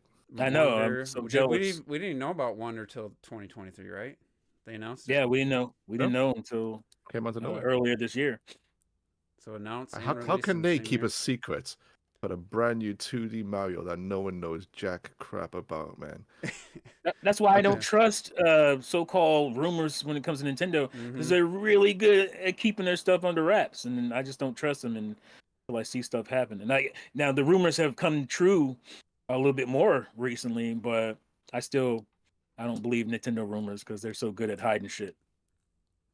Yeah, they had. What else did they have? They finally put obviously out Tears of the Kingdom. We said that yet? Yeah, no, we didn't. But how did we miss that? I said in between. I said in between. I said it first, but we didn't really. Wasn't the Advance Wars finally released? Advance Wars, yeah. Camp, yeah. Everybody RPG, forgot. And then Super Mario RPG as well. RPG, yeah. I feel like there was three remakes. I think we've had mostly. I think there was one smaller game that came out as well. I know I'm forgetting something. I definitely feel like we're forgetting something. I gotta pull the list up because we can't do this. No Pokemon. The Mario Kart. Yeah, we had F-Zero 99. F-Zero 99, best F-Zero game according to your boy John from Good Vibes Gaming. My boy. fellow Brit. I know you're not like. Yeah, he's a fellow Brit, so he's probably your boy. Not his. No, I don't. I tell you what, I was listening. I don't mind Good Vibes Gaming. I think they're just down. Most of them seem down to earth guys compared to like Name Explain or some crap like that. So I do listen. I think we hit all the Nintendo ones. Yeah, I'm sure we did. Pikmin 4, Mario Wonder, Metroid Prime, Advance Wars. Wow, man! Nintendo killed did WarioWare come out? Fucking Black is Fire Emblem Engage. Yeah, there was a WarioWare. Was it this year? I was. That's the one I was thinking about. I thought it was last year. I don't know anybody who bought it. No one cared. It looked like almost like the Wii one. Smooth Moves. I don't see WarioWare on this list. Unless they pushed it, I swear it came out. Well, it came out, yeah, for sure. But this year, was it last year? No, it was this year. You'd feel so. You'd feel so because there's no way it's been out. Maybe it was. I know they had one a couple years ago, and then they had. Well, get it together. Move it. Yeah. Okay, man. I like to move it. That was when was that? Yeah, date on here. We're gonna get copyright for that. It wasn't even. Sorry, it wasn't even that long ago. It was November. It came out. Oh my god. There's too much going on at that time. Microsoft rebounded, even though Redfall didn't turn out. They still had, numerous games with Hi-Fi. And Game Pass was insane. Forza Motorsports, which I embarrassingly, I didn't know. I thought it was come out in November. I remember asking that, and I was like, that come out? and it was like Yeah. October or something. Racing Sims, I bought the first one on the Xbox. I haven't bought November 1st. I haven't bought another one. Okay. But to that, for them from the prior year when it was Pentiment and whatever, I forget what the other small game was. Nintendo killed it in 23. Are you kidding? And then you look, Nintendo and their sales. Not to get into Sony. Well, Octopath Traveler 2 it's not a Nintendo game, but that was a big game early in the year too. That was this year. I've literally just picked that up. Yeah, it was early 20. It was like February. Oh, that's right. Because I remember go, seeing it at the baby. store. Yeah, let's go. Sony, I don't know if they revealed it. They like posted all their best selling IP games of all time, like individual games. And like the highest was 24 million. All time highest selling Sony game was 24 million. It's like the Switch top 20 starts at 18. 18 or something. Like the bottom of that list. And you got to remember, what game was that again? That's the biggest thing. And the budgets on some of those. Some of them were old, like The Last of Us Part 1, I'm sure was a big budget at the time, but that was like 18 million compared to now. The game's Last of Us Part 2. Were they counting all the different versions, or were they only counting PS3? They kept that separate. It was that. Okay. The remastered was 18. The original PS3 version was like 9 or 10, and they didn't combine them, which I would probably combine those two. It's just if you're talking about but they broke it down individually, and I forget what number one was. It was 24 million. Oh, Horizon Forbidden West somehow. Horizon Forbidden West? Was it Forbidden West or Zero Dawn? No, Zero Dawn, sorry. And that Zero Dawn never had a bundle, so it was... Yeah.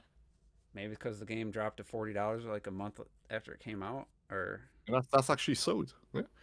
That's what, according to this report. I don't know how... Oh, yeah, Horizon Zero. It surprises me that it was that high.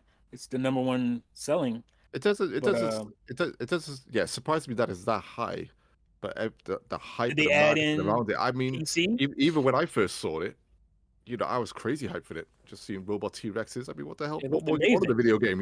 Of course, crazy. It's still like impressive. Even I mean, I didn't go back to the first game recently, but I just played the Burning Shores, and it's still impressive to see just these giant machine animals and all the animation and stuff, but visually on the PS4 that game looked freaking phenomenal. I was surprised that one was the highest at that, but it also shows just how far in Microsoft individual game sales. I think the highest was like 10 or 12 was their highest. Oh, it'd be like Halo 3 also. Halo 3, I think it was. Halo 3 was the highest, I think, yeah. And then you just see Nintendo. It just really shows just how far above they are when it comes to software sales. But go by if you just ask the general consumer gamer, and just like Nintendo's not even thought of like that. But that's fine. Yeah. Let them believe what they believe. As long as Nintendo's off in their own corner doing that, they'll be fine. I feel that way about my football team. I like it when people are not talking about them and stuff. Don't talk about us. Let us. We'll win and then be fine. Look at Baker Mayfield. Look how good he's doing. Oh, do you see that last game? I'm like, I just be quiet. Yeah, I don't like when the thing I root for. Don't start hyping up, because that's when we start being trash. I'm so scared about the fact that we've had so many normies come into the Switch era now. Mm-hmm. I just like, no, leave us alone, man. I'm happy that the turnaround from the Wii U was what it was, but it also worries me. It's like, oh no, we got all these magnifying glasses. They'll drop us like flies. Like flies. Back in the dirt, man. That song, "These hoes ain't loyal." I'd be curious to see the Mario Wonder sales, because I feel like at some point the age of the system, sales always drop off. Like you mentioned Skyward Sword earlier, selling 3 million. Majora's Mask didn't sell that much compared to Ocarina of Time. Comes out late. When did it come out? It was never big though with it. And it's that's why. When is that gonna happen on the Switch? Next year, we know Peach was never gonna be a 20 million seller, so it's hard to. You could argue it's happened. It happened already. Well, I mean, with Pikmin 4, I think Pikmin 4 is like only sold like it's the highest selling in the series, but I think it's only done like it's a little over a million. 3 million. Yeah. Well, Tears of the Kingdom earlier last year, 18 million in the first week. So that was surprising. I mean, it doesn't. Well, because all that marketing and hype was behind that game. Yeah, but you don't even need to even compare to Breath of the Wild anymore because you can't sniff at 18 million. It's just already a success. Leave it as it is. It's phenomenal sales. You can just leave it there. You don't need to say, "Oh, it didn't sell as much." What's Breath? It's like 28 or something. I think it's No, at Breath 30 is now. Breath is like 30, 34. 34, Is something it? like that. Yeah, sure it is. Hey. I know Smash is about to hit 30. Smash was at 29. In Odyssey, maybe I'm thinking about Odyssey or something. Odyssey just kept Pikmin 4, 2.5 million supposedly at the moment. For Pikmin. I don't think that's bad actually. That's great for Pikmin. But if Wonder only sold like 5 million, then I'd be like, all right, we hit the point where Switch games aren't going to sell. Well, we don't have numbers on Wonder yet, do we? No, we won't. No, we won't until March, is it, or something? Till March. I mean, I'd hope it's like all that damn marketing. It's every other goddamn commercial on YouTube. New Super Mario Brothers Wii sold like 30 million. It never got as much advertised as Odyssey. Odyssey had live action. Well, Odyssey went crazy with Odyssey. And they had like song and everything. Like the most hyped Mario since Mario 3, man. I tell you. But they did that, and that solidified Switch's success. By the end of that year, you knew it had to completely turned around. That was hype as well, man. The Jump Up Superstar or whatever that song is. So good. They had people dressed as people in New Donk with the suits and all professional dancers and stuff. That was phenomenal, bro. In front of them, crazy. Singing on stage. You had a woman at E3, I think it was. Which E3 or Game Awards? I think it was E3. Yeah, but she was singing dressed as Pauline and stuff. It's crazy. Right. That was amazing. Yeah. So I would worry about Metroid Prime 4 if it releases on the Switch. I would. Oh, well, first of all, it's a Metroid game, and you're releasing it late as hell. So yeah, that's what I said. I was like, man, they missed the window to really maximize Metroid sales. I agree with it. I'm also the state of mind that I don't give a shit as long as it comes out. I want it. Well, I'm going to buy it, but I completely understand. Yeah, we're all selfish about it, but I think if it would have dropped in 22 or something, just look at Samus could have been the best selling on by the a lot. 3DS. Samus Returns didn't sell that well on 3DS, and it's like, no, did it even hit 1 million? I feel like it didn't. Probably did. I honestly I don't know. It's like Metroid and Odyssey, man. Even with Dread, it's so odd. Dread was hyped as hell. But highest selling 2D Metroid, highest selling. It's a high selling Metroid period. Metroid game period, and we're still talking what 3-4 million. I think that's the crowd. I think I did a video. I said this is the Metroid crowd. 3-4 million. They probably, I don't think it'd be the death of Metroid, but they'll keep it within that budget of. They'll still look great, still play amazing, but don't expect the advertising and the marketing that you're going to get for the Zelda, like a Mario. Which is not fair, because you. I know it's not. Don't. I know. No, I'm not going against you. I'm just venting about Nintendo and why wouldn't they, so if put a little bit more money behind the thing. If Wonder sold 4 million in 2 weeks. Yeah, that's true. I remember that. I remember that. I would consider that low, considering it's the first new 2D Mario game, and obviously the Wii U one had the Wii U as its obstacle, but the one prior, the New Super Mario Brothers Wii, was 30 something. This should be a 20+ million easy. It should be. I would. Well, they didn't do a Wonder Bundle either, did they? They only done the red. Not yet. They already done the red Switch, right? Which was the Mario one. They did the Smash bundle for the holidays. For the OLED. Nintendo's being real fickle about that kind of stuff. Like, we're gonna get every ounce of money. Sony's putting Spider-Man 2 in the PS5 Slim, right? Not raising, and it's $4.99. It's like, or Call of Duty as well. And it's like that's 3-year-old system, but it's not a 7-year-old system. And you gave them Smash, but that game's 6 years old. Like, do something new. Like I'm saying they're being real fickle. They don't have to. They're making money. I get it. They don't have to, but the systems. When have they ever had to? Like that. I would love. Like, that's the stupidest argument. They don't have to do it. Okay, they don't have to be a company either. Like, what does that mean? More people's hands. What does that mean?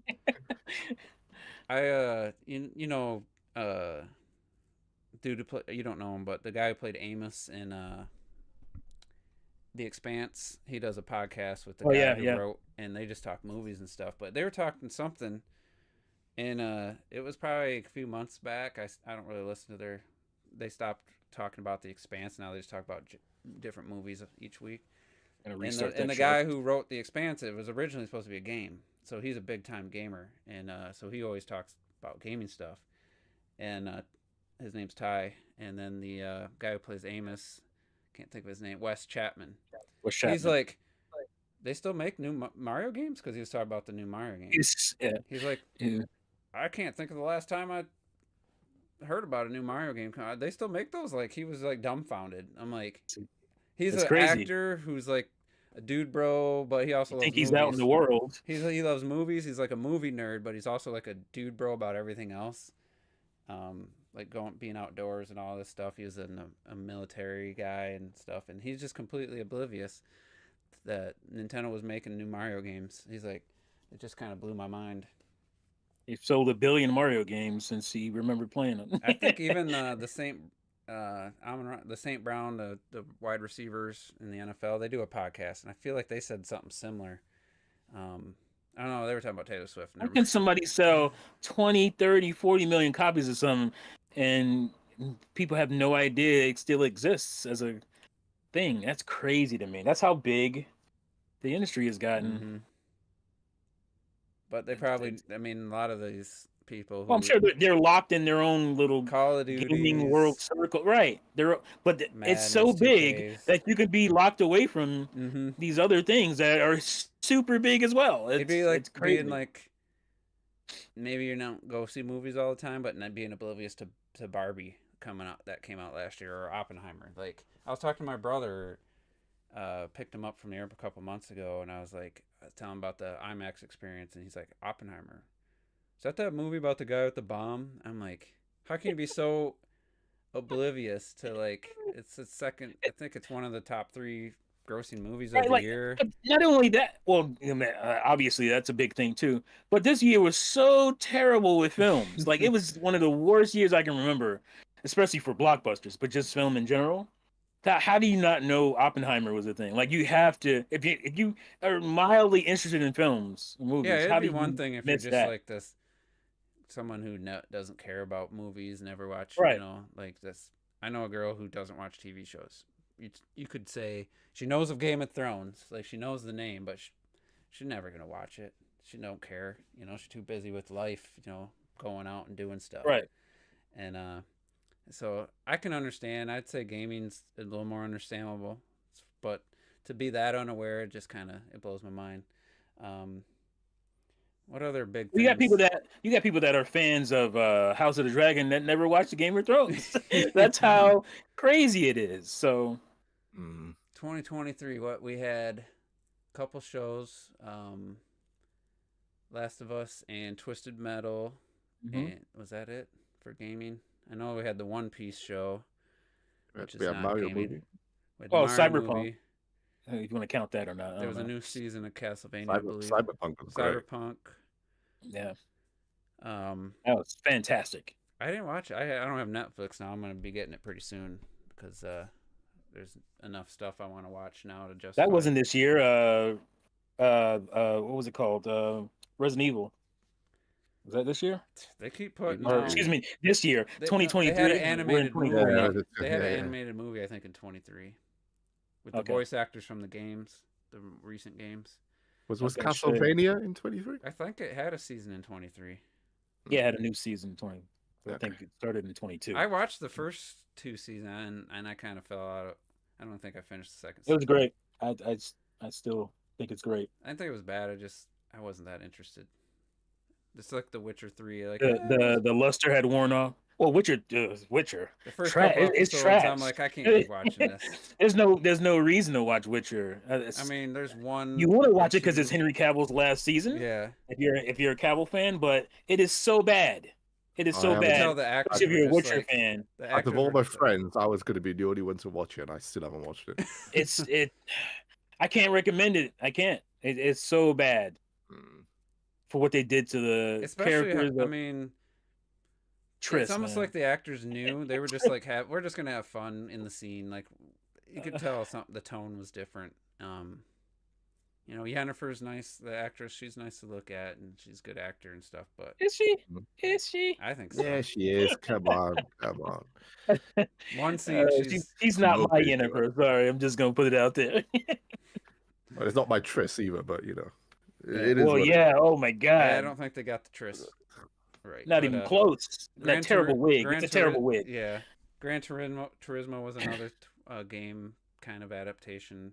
Everybody who watched it said they liked it. I've never. I heard positive things. I won't watch it, but no, I heard it was a good movie. I watch it when I can. It's not really based on the game or not. It's just something that happened. On a true story revolving around the right, game, but revolving the game, right? FNAF, Visor Grunt, Five Nights at Freddy's. Yeah. Big hit. Didn't get a lot of love, critics, but who cares? I'm getting if the fans like it, that's all that fucking matters, right? So when I watched like the top Sega announced it's going to be a Streets of Rage movie, isn't it? 23. Oh, is that? Did I miss that? I'm sure it is. I don't remember that. I'm sure it was.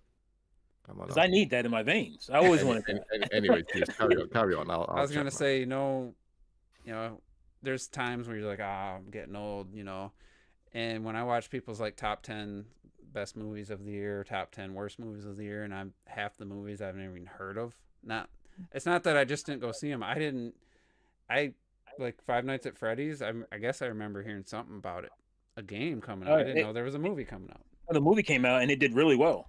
And I didn't even know it came out and did well. Like that's how far removed I am from that type of thing. Like, I think the biggest problem literally YouTubers made a great horror movie as well. I heard about that. Forget the name of it. But I got rid of cable TV and I have YouTube Premium for a year now. I haven't seen a fucking commercial other than watching football. I feel like it's a detriment in the long run because there's so many things I don't even know have come out, movies and games and stuff that I miss out on because I don't have advertisements. And advertisements and stuff. It's kind of sad to say that, but I was sorry, the Streets of Rage movie as well, just while it's on my mind. It was announced in 2022, sorry, but it was it's gonna be from what was it, Lion Gate Studio and the John Wick writer. Okay. I'm with it.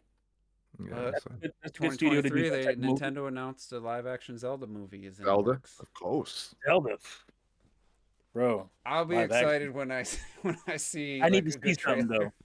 Yeah, I don't want to see on-set photos because those never look good. Based on the director, he seems like he's saying everything that you want to hear. M. Night Shyamalan said the right stuff for. I was gonna say so did the director of go with, right? Dungeons and Dragons. That's all you can go with, right?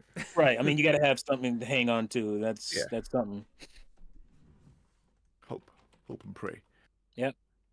We had but I hope they don't mess up Streets of Rage because I always had it in my mind how it should be, and hopefully they don't. Like the Warriors or something, is it? Right. You got it. Yeah, Microsoft acquisition went through this year. Yeah, that was huge. The Activision Blizzard still paying dividends. For Bobby Kotick is gone, and the employees of Activision and Blizzard are cheering.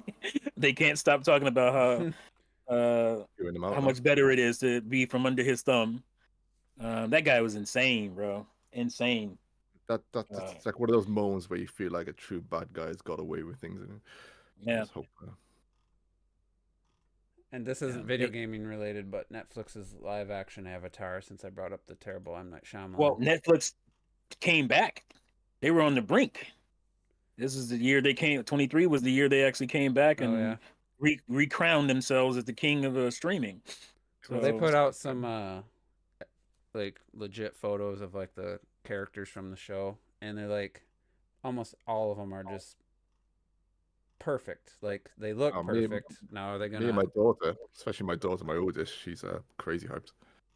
The only one I don't like is Azula. She just doesn't look like her. Maybe she acts like her, but anyway, that's something separate. Well, it's kind of game related because it was supposed to be a game. Well, it's supposed to be a movie that then was supposed to be a game and became a movie again on Netflix. Rebel Moon. Yeah. and that came out to thunderous hate. Like, oh man. And I'm Mr. watching it. Katana I still there. want to watch it. I still want to watch What's this katana sitting there? She's, I watched it and it was like it was a meh. It was okay, but to give it a like it's like a 25 on Rotten Tomatoes. Like it's not that bad. Come on. Zack Snyder's I think movies get I think that's roasted. insane. But if anybody else's name was on this movie, it would just be okay. It would be an okay It's movie what that I came out this expected. year. Like, Yeah, I don't know what. I told you I don't know. I got Jupiter Ascending vibes. I don't know that anybody's compared it directly to that, but even like you said, meh. Like that's what most people say. It was all right. You know, it's could have been shorter. Yeah. Could have been tighter. We'll I see. think I'm probably a Snyder fan, and I just thought it was it. okay. I'm gonna watch it. I'm gonna watch The it. last movie he wrote was Sucker Punch. So he might have wrote this. He had help writing the zombie. He only movie. co-wrote this. I think he didn't write this outright either. I think Sucker Punch is the only movie he just straight up wrote the script and stuff for, and that movie needed some editing. The story needed some editing. Wait, wasn't it a movie for what's it called? Bethesda? Did Fallout Fallout. That got revealed. It was a series or a movie? series? I thought it was this. I think it's. I don't remember. I thought it was a series. Yeah. Yeah, I can't remember. From right here, it looks great. Did Dungeons and Dragons come out this year? That was kind of Yeah. good. I didn't like it, but a lot of people. I liked it. I thought it was really good. My wife loved it. I haven't watched it yet. I just The tone of it just Too goes many against jokes. everything that. even when It's his Dungeons wife and dies. Dragons. I totally agree with you on that one. It just much like the first movie. It's like Daughter at the end goes was against like it, but a moment, yeah. a time. There was an opportunity for some serious moment there, and it's just instantly a joke. We gotta get to a joke. I just can't. What's up, Sandstorm? Not much, man. So I don't think your microphone's active. It sounded like maybe your headset. I heard him, but yeah. Oh no. Discord Oops. likes to do that. It likes to switch It does. I had issues just now, man. Just don't It worry really about it. Take your time. does. can you hear me better? No, it's still kind of I think I have that same katana. quiet. That's funny. No, you do Mine's not. very similar. No, you do not. This is mine. This is mine. Let me see the sheath. Is that some kind of cloth over the sheath? Yeah. Okay. I actually got this from Japan. That's how I know. Oh, okay. Can you put your mic Excuse in front me. of you? No, I don't want my mic in front There, of me. now we can hear you. Can you hear me now? We're running down Yeah. 2023 things that happened, and I don't know if you heard what we were talking about. If you can think of anything. No. Well, I heard that you had already gotten to Rebel Moon, so what's kind of next on the We're jumping all over the place, but Here's the reverse though. There was 2 movies that became games that released this year: Hogwarts Legacy and Avatar: Frontiers of Pandora, and both are good. One's great and one's good. So Yeah. you don't usually get like movie. It's not a direct tie in. They're spin-offs, their own stories set from an established movie property, and both. I think that's why they worked, actually. yeah. I mean, I'm not that far in Hogwarts, but you can tell quality. Like Retro It's Death, really good. he didn't even tell us he started playing it. He's like, "Yeah, I'm 30 hours in, like within like less than 2 weeks." He's like, I hate to tell on him, but he actually told me he started like right around the time you told me you started. "Oh, So really?" yeah. He keeps Keeping it a his, he secret keeps from his us? names. I thought he'd been playing it, so he wasn't as far along then. Because if we started around the same time, then he was on vacation. He was in America, I think. He likes to keep what he's playing hidden. I don't know That why. far off place, Well, America. he had to have that one hidden because he didn't want his girlfriend asking him about because he got it for her for Christmas. Right, So, okay. is it still his girlfriend, or is it a fiance, or are they still boyfriend girlfriend? I don't I'm pretty know. sure they're engaged, but I don't remember. I have I to ask. don't know. I don't think so. I was Well, surprised. you're leaving your country to compete with somebody. I think you. You better be. It's gotta more be than- serious. Yeah, it's gotta be serious. I was surprised at how much I liked Hogwarts because I was ripping it a bit from when they were first showing it, and that wasn't the best presentations. I will say, even as a huge Harry Potter fan, I almost felt like that E3 awkwardness of they have the developers all geeking out over the thing they made, and I was kind of ragging on it a bit. I didn't think I was gonna like it, based on the flying looks. I love the flying. It just looks a little stiff. I can't blame. Yeah. Somebody saw it, it's like But I really enjoyed that game, and then so far Avatar, I'm like 12 hours in. I'm really enjoying it, and it seems like it's got. I would guess the Metacritic's probably like a 75. Just absolutely It is. guessing. You nailed it. Really? Yeah, I think it's like 70. It just feels like it from the reviews I've exactly. listened to. It just felt like that kind of territory. But the things Not even an 80, huh? the things they were saying that about it sounded like things I like in games. So I was like, oh, I'll give it a chance, and yeah. So that's that 2 in 1 year movie tie-in games, and they turned out. So that was. I think they should have waited on Avatar though. Don't forget, and RoboCop turned Oh yeah, out. RoboCop. Oh yeah, I made RoboCop, John yeah. Linneman's like top games, but then another person I watched their video and it was their worst game of the year. That's insane. That's insane. That's insanity. Like you don't have to be in your top, but People worst forget game. to have fun. If like, you have no so. RoboCop, Right. I wonder if somebody has no RoboCop nostalgia, how they felt. Like I don't. But that's what I was just about to say. I mean, it's hard for me to pull my nostalgia for RoboCop out, but just as a game, it is a very solid game. It's fun. The mechanics are really good. The head popping is amazing when you like it. It just all works really well for a funny 'cause, AA game. It might have been the Girlfriend Reviews game of the year. They Shelby's worst game of the year was Starfield, and then I forget the dude's name. Hogwarts was his most overrated game because he didn't like Hogwarts. And I'm like, it's just crazy how people obviously have different tastes, but it's like I wouldn't say Hogwarts was overrated. It sold a lot. I don't think it was but overrated. I didn't hear anybody saying, "Oh my god, this game's so good." Anything, it was underrated because all the controversy. Maybe the problem is if you're releasing a full open world Hogwarts Harry Potter game, how you not gonna underhype it? It's like it's Harry Potter. Do you know what I mean? And you say One of the greatest franchises of all time. You could fly and everything. You can go on your brooms. There's no way you can downplay that in any way. I see you with that Ravenclaw. That's what I'm rocking. You know what That's where I'm at. But I was still the game chose it for me, but I was like, yeah, that's me. That's me. I forget what was. Good. I think Hufflepuff was the one that was chosen. I went with it because I was like, I want to see a different comic. You're a Hufflepuff? Yeah, I just wanted to see. Do you feel like Juice is really a Hufflepuff though? I don't think so. I just wanted to see a different common room. I didn't. No.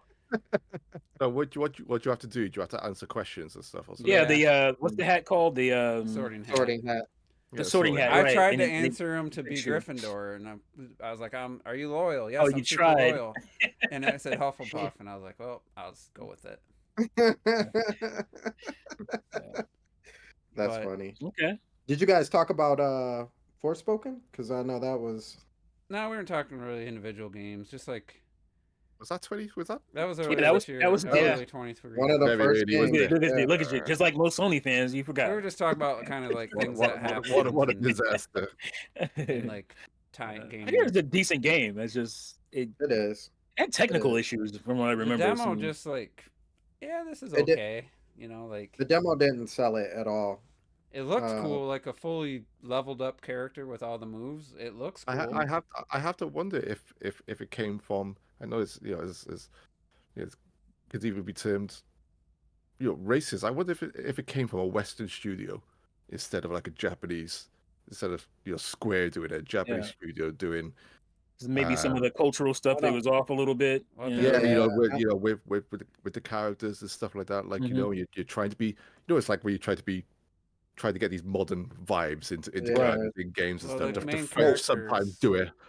Like Ubisoft could do it horrendously sometimes when they try to do their punk and Yeah, all they The that. tried to studio's make the gone now, but character- what wing was it? Who did it? I can't even remember because they dissolved that. Where are they? Where they're located? I'm sure it was like the Final Fantasy 15 engine as well or something. Yeah, it's Yeah, it was the it's 15 engine. Yeah. Luminous. It's the Luminous. Luminous engine. Yeah, that's the one. Yeah. Who was the actually? Which was the original engine for when they first showed off Final Fantasy 14? 14. 14. But then, what was it? What was that demo for 14 they done? And it kind of had a woman flying around housetops and stuff. Mm-hmm. Damn, what was that? Yeah. I'm talking about. And maybe that was the origins of this freaking game. Became Final Fantasy 14. Because the original trailer they showed looked pretty cool, I thought, and I don't know. Yeah. I think what killed it for some, well, it seemed like it killed it for people was the main character attitude and the writing. Yeah. Felt like which is so crazy because like it's her and talking to the bracelet that really messes everything up. Yeah, because they got this companion who's like kind of supposed to be the the comic relief. The Jarvis.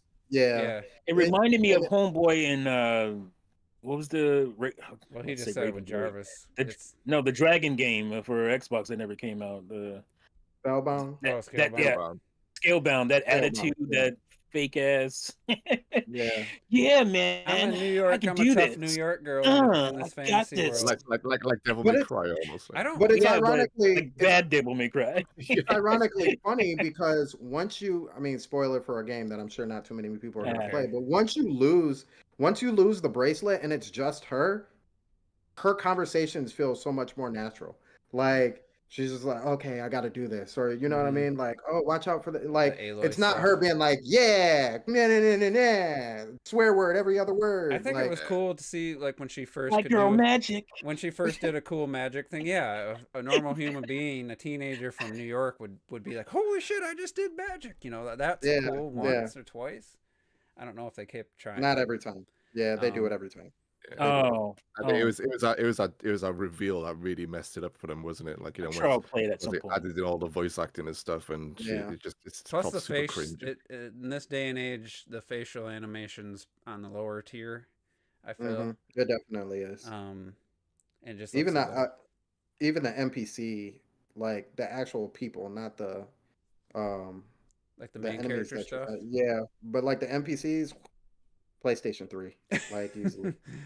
Easily. That might make on the Game of the Year podcast we always do a disappointing, but that usually indicates you were excited about something before and it was disappointing. I don't know if that game will get mentioned at all, but that would be such a retro game to get mentioned, but he didn't play it. I don't think. If he doesn't have a PS5. It's one of those games you would think retro would like it, but then he would probably absolutely hate it without ever trying it, type of thing. Like the Avatar game. I'm not surprised you don't like the IP, so you got to try to take that out and just look at the game itself. But that's not. How do you? Yeah, but for Avatar, I don't know how you do that. You got to be a fan, I think. I think so. Yeah. It feels like a Navi simulator, to be honest. But you don't. It's not as you got to learn. You got to become good at this. It just the quest happens, you complete it, and you don't have to go through all this bullshit to learn how to do stuff. You find the horse mount and you ride it the first try. You don't have to try to get good at riding it like in the movie. You just jump on and you can ride. I think I watched. I started. You did a small video, didn't you? Yeah. I had no idea. Going towards like that. I had no idea I was entering a new biome area, and I was just I'm gonna start recording. I had no idea what was about to happen. I was I'm gonna try to catch one of these horse creatures, and next thing I know, I'm riding around. It feels like Xenoblade Chronicles X, big arch. You could say maybe Final Fantasy 15 kind of look to it. Flowing grass, golden hour. I was just my God, it's pretty cool. But other than that, we had a big Sony leak. That was Insomniac specifically. Insomniac. I personally, I didn't want I don't care about Insomniac. I don't care about the Wolverine game, but I still don't like to know stuff. Someone said they leaked their entire plan for the next 10 years. They leaked the goddamn game. People are playing it on PC. Really? There's a build of the game that they're not only playing it but modding in people, not modding in other superheroes, and it's insane. Yeah, you would hate that, wouldn't you? that would be Absolutely yeah. hate it. That's terrible, bro. How do you not have your game locked down like that though? I don't. Somebody That seems kind of easy. It just I don't know what it is with Sony. Sony's got some bad. They get hacked all day, every day, man. I don't know what they need to work on their security. It's insane. Whether it's people's credit card details, their addresses, stuff that ends up on the international news, on your local news and stuff. But it's just like, and it's like Prince of Rover said, Insomniac currently is carrying your console. Like they are carrying the PS5 with big releases. They're the only ones drop. Where's Naughty Dog? They making remakes or remasters and shit. God of War. I mean, I guess who's that? We haven't even had a PlayStation. We haven't even had a PlayStation 5 God of War. It was carried on from the PS4. It's only been one. It's been just over a year since they put out Ragnarok, so they're not gonna have a new game for 3 years at least. Well, that's what I mean. But then you're 6 years into your PS5. Yeah. You know what I mean? Come on. That's crazy. But you guys know I don't care. I've criticized Insomniac for every chance I can get. I don't really care too much about the games I played from them. The Spider-Man's probably the best one, and it's just an average game in my opinion. I hate Insomniac. I just every game I play, I'm like, why are people talking about? Like they have their gameplay is just to me, it feels like they've always had great technical. It's all tech, it's all visuals, it's all wow factor, story stuff, and then we'll just make. I don't rate them as one of the best Western studios. But they had something to go by. They copied the Batman. Yeah, they had the Arkham game. So if they didn't have that, I don't know what the game. That's what I was thinking. Like if they didn't. Man, they copied Spider-Man 2 from Activision on the GameCube. So, but I still hate to. I still hate that. I still hate that stuff happens and people report on it, and then it's just like you can't escape. I've avoided anything. Like I don't care. I just, like the Microsoft. We in the chat, someone's like, "Oh, Phil Spencer was going to buy Nintendo or something." I couldn't avoid that, but apparently there was some new Xbox revision or something. And I was like, well, I'm not. Yeah, I'm not looking. But they're probably not even doing that anymore. Like that's. Yeah, and then again, that was leaked by Microsoft themselves. They fumbled on that one. But still, I was like, I don't want to know this. I saw an article of what we know about the next revision. Yeah, but that was nothing. It was nothing special. It was just like some discless Xbox Series X. Well, as soon as I saw it was from a leak, I clicked it out. And it looked hideous. I hope they don't do that. It looked terrible. It looked like a bathroom trash can. It looked terrible. Cylindrical design. It looked terrible. I don't think so. I think what they're gonna do is they're gonna put out their next gen console in 26, 27. I think that's what they're planning on doing. If it's just trying to what also leaked for them, I think it was discovered that I think it was around about 25 million Xbox consoles, series consoles have sold, and I'm sure that was like a combination of both S and X. Mm-hmm. I'm sure it was. How many? Yeah, and S sold more, way more. Yeah, I think it did. So hardware wise, they're hanging on hardware wise, but at the end of the day, they've got the studios and they've got the subscription. So that's now where they make their money at. They don't care as much about their hardware sales anymore. I just checked. Walmart's still selling the Series X for $349, free shipping if they don't have it in stock. There you go. I don't know why it's just Walmart only, unless Walmart said we'll take part of the hit or something. I don't know. Yeah. Do you find it weird that this? Do you find it weird that this generation has really just been like remakes? And well, from one company, it's been a lot of remakes. From the other company, I just feel like they're just kind of moseying along until I don't know, something clicks. It's definitely a different era, because I know everybody's like, oh, you normally buy a system for exclusives. Most people, I've never that's changing. That's changing big time. I really only need one must-have game that's exclusive to get me to buy a system, but it's like I can't be. Is it changing though? Because at the end of the day, even with Microsoft and then with Game Pass, at the end of the day, they are buying their studios to have those exclusives. Yeah, but do you think? Okay, if you look at top 10 Sony games sold, There's not one Sony exclusive in their top 10. Not Don't one. make any damn games anymore. That's why they sold all their studios. Well, I'm just saying, but they're still selling crazy. They're all selling Microsoft 3-1. People are playing fucking Fortnite and Call of Duty on the thing. They don't care about exclusives at all. And how do you like Sony? How do you buy a studio like Bungie and do fuck all with them? That was a disaster. That was a bad. What are you doing? Especially in hindsight, that was a bad waste of funds. I told you, man. That's like they was trying to get the other girlfriend. You know what I'm saying? Oh, you gonna take our woman? Okay, we. And here's the thing: they couldn't even afford them. They had to get basically a loan to do it. They didn't even like pay for them outright. They just finished off their payment plan. They were on layaway. So, like, if you have to go through all that, don't fucking throw the money at them. It's not worth it. And I think they Clearly were it's not. just going to let them do what they were doing. No, you buy them to make sure they can add to your freaking game. They put a Trojan horse in their contract. That was bullshit. That was to make them feel okay about it. But they had these unattainable restrictions. They said, if you don't do this, then we can put our people in your board and take over. So that's why they've had all the trouble recently with what's the company? Bungie. They've been like they let a bunch of people go because they don't want to go into that margin. They're afraid of going into that margin, which would trigger that clause in the contract. Let Sony took over. Yeah, Sony wasn't stupid at all when it came to that stuff. They were like, all right, well, you got to if you want to stay independent, you got to reach these certain goals.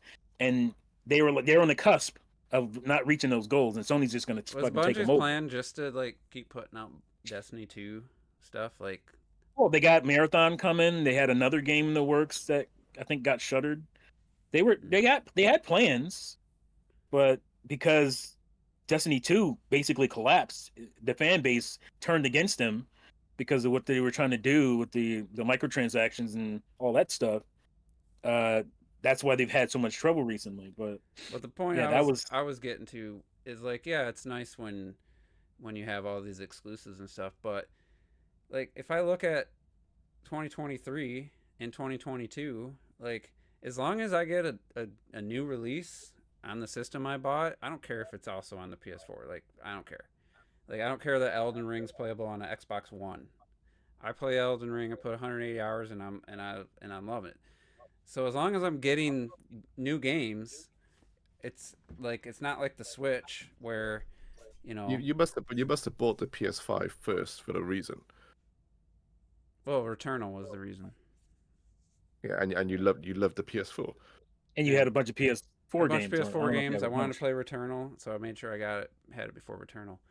But it's like, if I had like 2-3 years ago, if I went back in time and talked to my younger self and asked him how he'd feel about that, I don't know what I would say. But I know when I was complaining about the Switch's re-releases and stuff, it's not like you're getting like Resident Evil 2 remake or, you know, Control, some of the other games I was enjoying. It's like if Nintendo's not putting out anything and Capcom's not putting out something, it's like, or Square, it's like, that's why I felt it a lot more. But with PlayStation this year, I was playing third party stuff. I was playing a bunch of third party, but a lot of cross gen stuff still. Like even Resident Evil 4 is cross gen. It is. Yeah, Avatar isn't, and the Horizon Burning Shores DLC isn't cross. But you can tell the difference though. Playing Avatar, you can tell that's not a cross gen game. PS4. You know, you can just tell visually. There's just no way that would be on. Oh, that's right. Yeah, my Steam Deck or my Lenovo won't run that shit. It's like, so there's a difference, but at the same time, I still thoroughly enjoyed games, even if they're, you know, also on the previous generation. So it's never had that before though. Like PS4 generation, I wasn't like, oh, we've never had it before. You know, because they'd have to sell a completely separate version, PS3 version of this wouldn't work. Persona 5 and a PS4 version of Persona 5. Like there's two separate versions. Now it's like you just, you know, if you buy the PS5 version, you can't play it on the PS4, but you can the other way around. So it's like, I'm not really feeling that, but I would if there wasn't new games of any capacity like Avatar. Like, you know, that's probably going to be a 100-hour game for me spread over this last month and probably January into February. So like I'm happy. I have the new system to play the games that are the new games, and also I played Sekiro and 54 hours into that. I wasn't planning on putting that much time in it, so it's just like it kind of serves a purpose. Unlike like if the Switch 2 comes out, I kind of think maybe Nintendo should think about doing something similar. Be a little harder probably with cartridges. If they do an exclusive Switch 2 cartridge that doesn't fit in Switch 1 or whatever, however that would work. There's a lot more complications there, but I don't know. The rumor is that the dock is going to have the cartridge slot, and you can only play digital games on the go. Wow. That would be stupid. That'd be stupid if it was a cartridge, because why would you make it a cartridge then? If you're going to have a dock, make it a disc so you don't have to worry about storage. Well, here's the thing. Maybe the cartridge slot is only for Switch 1 games. Yeah. On the dock. Though, then if you can't play those on the go, your Switch library. But at least you can still play them technically. And then if the next Nintendo console is all digital, I will legit talk myself live on there. I'm pretty sure they're just gonna go the DS route. It's the rumor, guy. You got to take it with a grain of salt. You'll have a Switch. You'll have a Switch slot on the top of the Switch, and you'll have a Switch slot on the bottom of the Switch. And that's just how it's going. That'd be jiggly. They gotta worry. It'll fit both. It just you gotta have the Switch 2 have a little notch so it doesn't fit. Make the Switch 2 hurt, not fit in the Switch 1. That's the Nintendo way. You put a little notch to block it from going all the way in, that kind of thing. Because what harm would be putting it in the Switch 1 and say this is not compatible with this device? No, we just want to make it so it won't even fit. Right. It won't even fit. Yep. But anyway, we're just messing up those pins. We've been here 2 hours. I know Sandstorm joined late. We started at 4 because for clocked it. Robert wanted 4, and then he. Right. That's what I remembered. I thought he wanted 4. I was like, it worked better for Jason. Nintendo hate, right? Because we only go back to the cartridge consoles for that. Obviously, apart from you could put a disc in a GameCube and play whatever region you wanted, right? So it was just there was region lock, but you can play with it, and then, it's the same with the Wii. Chuck a disc in, you can play wherever you want. Same with the Wii U, and there's the Game Boy Advance was all region free, the DS was all region free, and the was it 3DS? They were region free. The 3DS, yeah. 3DS, yeah, right? Yeah, it's region free. Yep. Yeah, of course it is. Yeah, that's and the DS had did that have a Game Boy Advance slot at the bottom? Yeah, the light did. Yeah. Yeah, that was the one that had the That was, that was. Well, that was cool because if you guys remember, there was a Rumble cartridge. Mm-hmm. So the certain games, it wasn't that many. It was maybe 2 or 3 games. Metroid Prime Pinball. Metroid Prime Pinball was one, and you could just put it in, and you have Rumble on your DS. That was pretty cool. Good shit. Something I was thinking about. Completely random. I don't want to get in a whole nother topic. May have to save this for another one. I'll tease it though. So I started playing the Alan Wake remaster, which is cleaned up visuals, but still, even with the cleaned up visuals, looking at footage of Alan Wake 2 versus Alan Wake remastered, how many direct sequels with no spin-offs in between have there been? Such a disparity in the visual. That's multi-generational jump in visuals from one. I was gonna say we're talking about a game that came out in 2011, and I honestly, the first one. The remaster looks fine, but 2011 to 2023. It's that is a jump, my friend. Yeah, think of another Half-Life to Half-Life 2, probably. But that's PC gaming.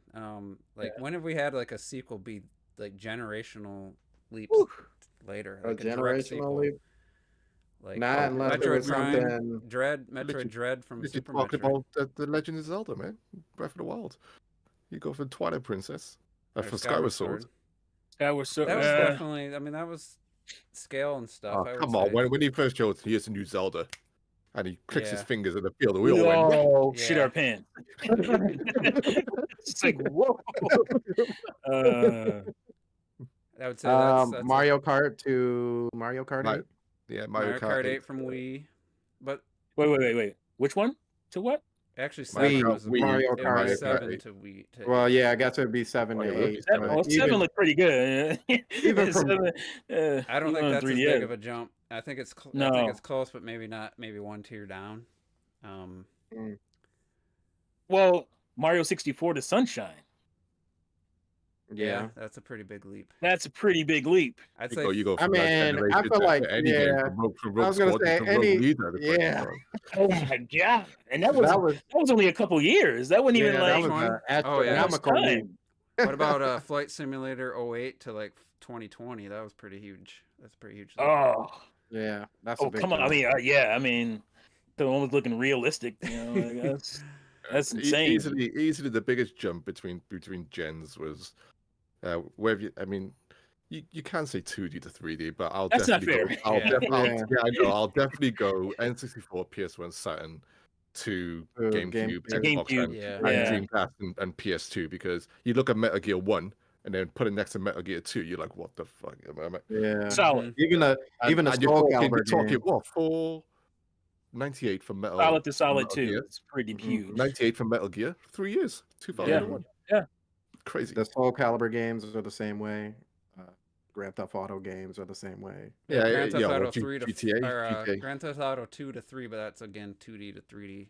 But 3 to 4 was pretty big. GTA 2. That's still more fair. 2 was in 3D. It's 3D. It's just over the top view. Yeah. Yeah,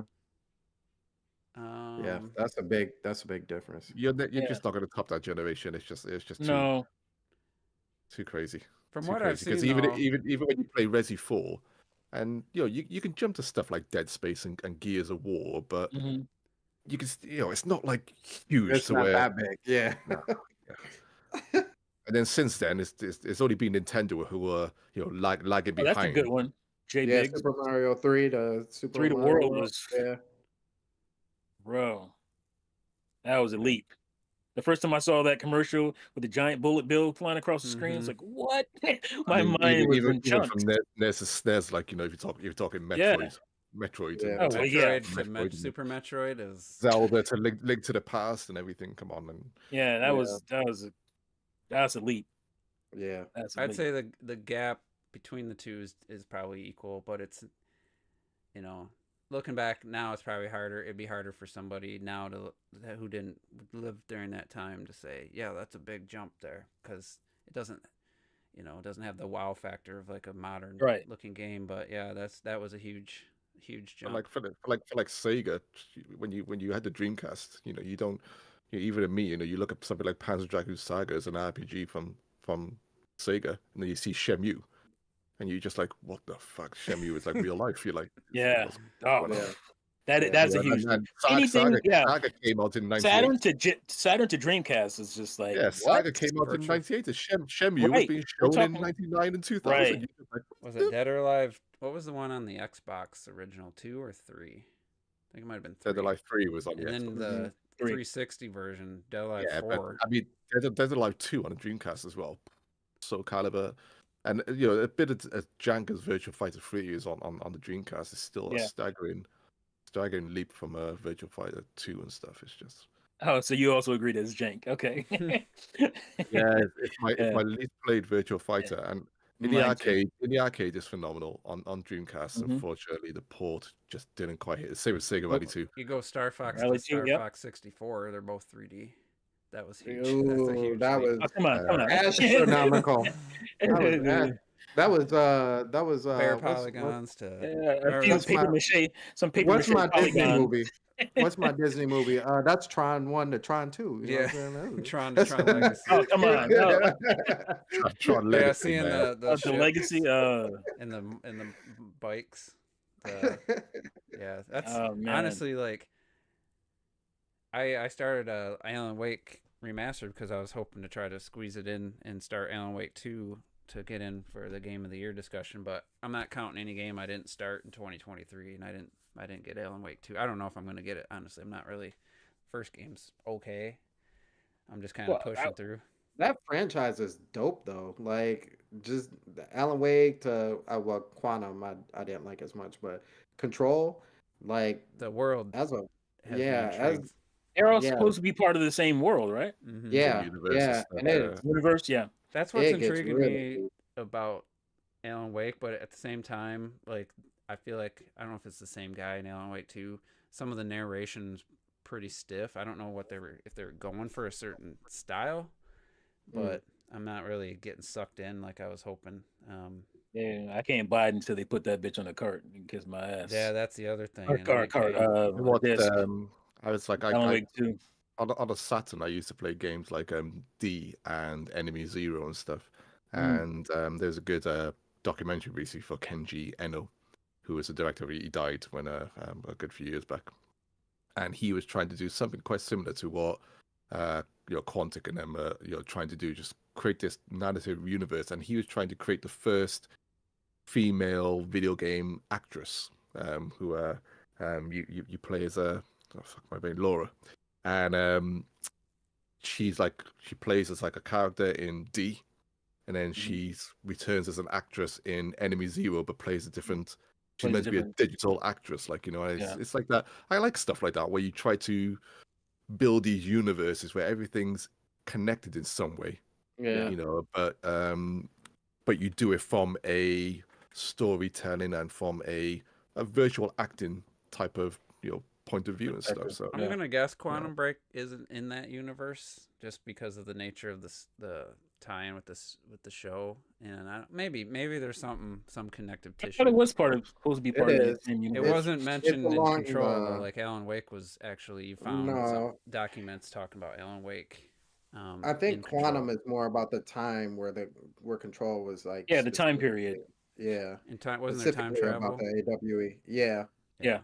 I was gonna I bought it on Windows just so I'd play it on Xbox, and I accidentally bought just the Windows only version, so I was disappointed when I booted up the Series X and Quantum Break wasn't listed as in my library, because I generally would have finished it if it was available there. So I thought it was fun. I had fun with it. The TV stuff, obviously they were trying to do a different thing, back then.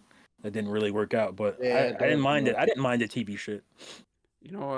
Let's wrap this up. The first game I beat in 2024 was Super Mario 3D World.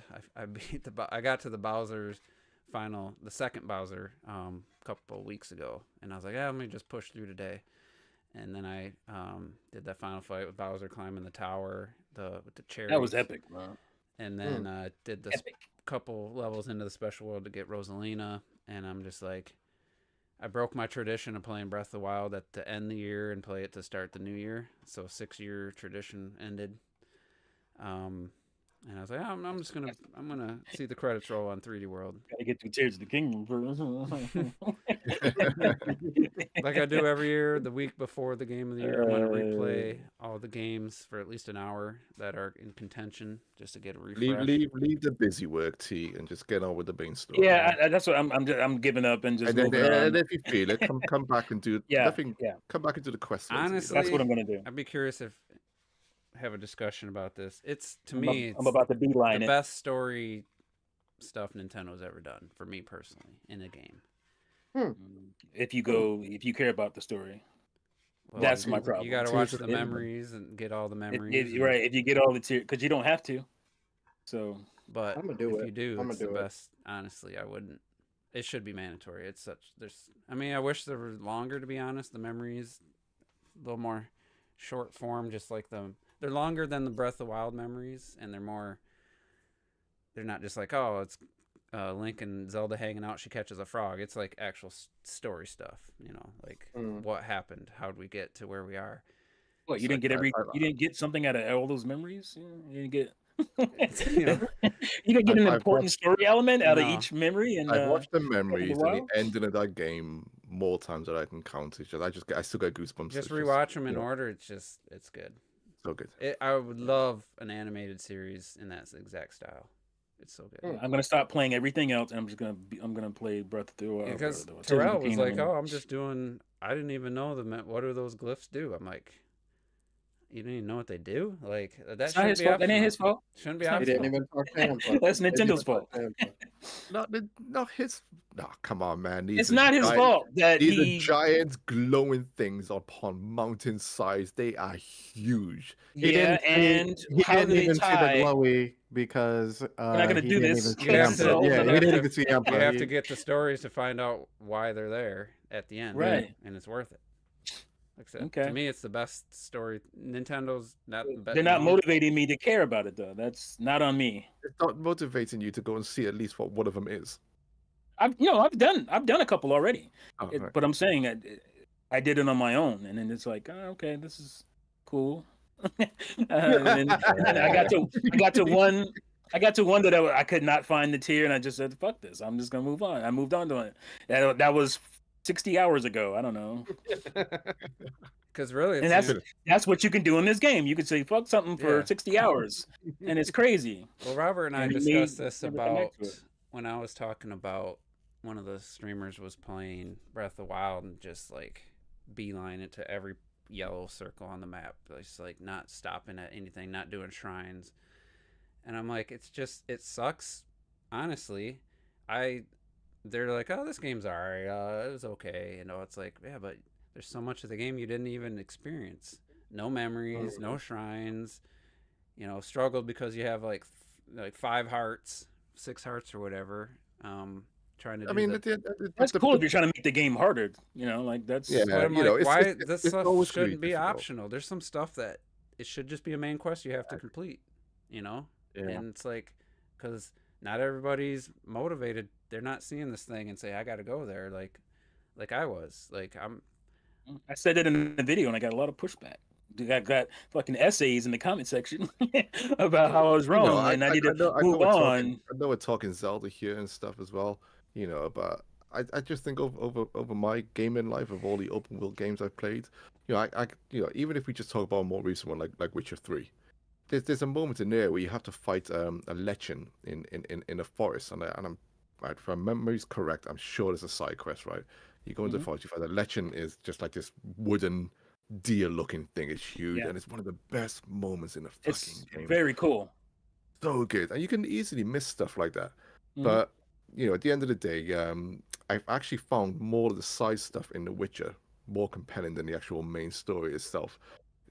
It sounds like now it's the other way around, where we all want this wonderful Zelda story, but we want it forced in our face. I think if the Zelda story is forced in your face and you have to do it, you have to see these things. I honestly do feel a lot of the complaints of the extra busy work and the open nature of how Zelda is now might not be as strong as. Okay, well, here's the problem, because that was a great point you're making. Here's the problem when it comes to Zelda. Zelda doesn't have all those other cool storylines that you can explore and that will make the game more, would make the game more compelling. Like, it only has its main story, and if it's not compelling you enough to find out what that stuff is, then what do you have? In The Witcher, you have to go through the main story to beat the game, obviously. But there's so many cool little side stories. You go to the boards in all those towns, and you pull off the contracts, and there's so much going on. There's so much. I think one thing Zelda lost was. If you remember from most of the early Zelda games, you had a chain quest of stuff. You get an item off this person, and you get an item. It's like a side thing, right? Whether the Link's Awakening, you get the bananas, you give them to the crocodile, it gives you a can of food you can give to the chain chomp and stuff like that. So because it actually turns out to be you need to do that quest in order to. I didn't read that. Falcon just said what I was saying. The side quests, the other side quests were better. Yeah, Zelda then that would be. There's a couple. Cool. It depends on. No, there are great side quests. I mean, you can go to Hateno Village and still have great fun in Hateno Village. All that stuff I had fun with. And we all talk about from Breath of the Wild. We all talk about Tarry Town and stuff like that, right? Zelda's always had these cool little side quests. They might not be, and many times they're very just joyful and playful things, right? Unless it's something like Majora's Mask, which did go crazy deep. You got to do it with its side content, right? That's why people still talk about it. But I do feel that what we said this before as well, Juice. Like, you know, it's like I feel like no matter what order, at least no matter what order you go those tiers, the story played out in that order.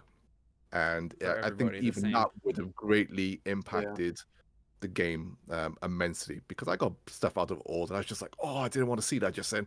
It almost made me want to stop and actually look up a guide if someone's done a guide already. Just so I know, you know. It's, I wonder once just read Falcon's reward 20 rupees. yeah. Just, you know, well, there's one where you something gets, you got to go down the river. I was just thinking that too. You have to go down the river and find something. But I mean, rupee still means something. But like even like in the other games, you get a bigger money pouch. You start looking forward to getting more rupees. In the older games. Say that's exclusive to Zelda. I've done plenty of open world quests where the result is like some lame ass thing. Of course. Yeah. But it's still definitely like open. You finish a quest in Witcher, you feel that shit. Like you get, you know, obviously you get, you know, but what's the item you get? It could be just 100, you know, it could be a small amount of money or something. It's so funny you could because be looking to like better armor, or you get like there's one where you help this forget her name. She works for this my God, dwarf. She worked for this dwarf. He's taking all the credit for making these cool weapons and shit. But it was the human, and nobody takes her. Nobody was taking her seriously because she's a human woman. There's no way, you know, she could do this. And there's a quest, and it's like it branches out. You have to go help her to get the materials she needs to build the armor and prove that she's the better blacksmith and whatnot. And that's just that is some cool shit. Do all the quests in Hateno Village, and if you still feel like there's nothing cool, then that has some really fun stuff. There's a race for mayor where you have to like. You're playing both sides, and you have I was nervous to give my answer because I wasn't sure. Already bored. I think it's. Man. I was just thinking he was talking about the rupees. Looking back at those old Zeldas, and you got to open up the chest, and it gives you the song, the da na na na na na. You're like, what I'm about to get, and he holds it up, and it's like, yeah, so like. You got the consolation prize. You got Deku seeds. Well, it's just the first one. But anyway, I gotta get out of here. Circumstance for Deku seeds. I got hungry cats to feed, so I gotta get out of here. But all right. Good podcast, guys. It's been fun. Start the new year, and game of the year will be on the 22nd or something. Merry New Year. Yay! Is that what we're picking? 20 something. 22nd, I think it was, whatever, the Monday around that time. But yeah, thanks for tuning in, and we'll see you guys next time. Peace. I almost hit the close.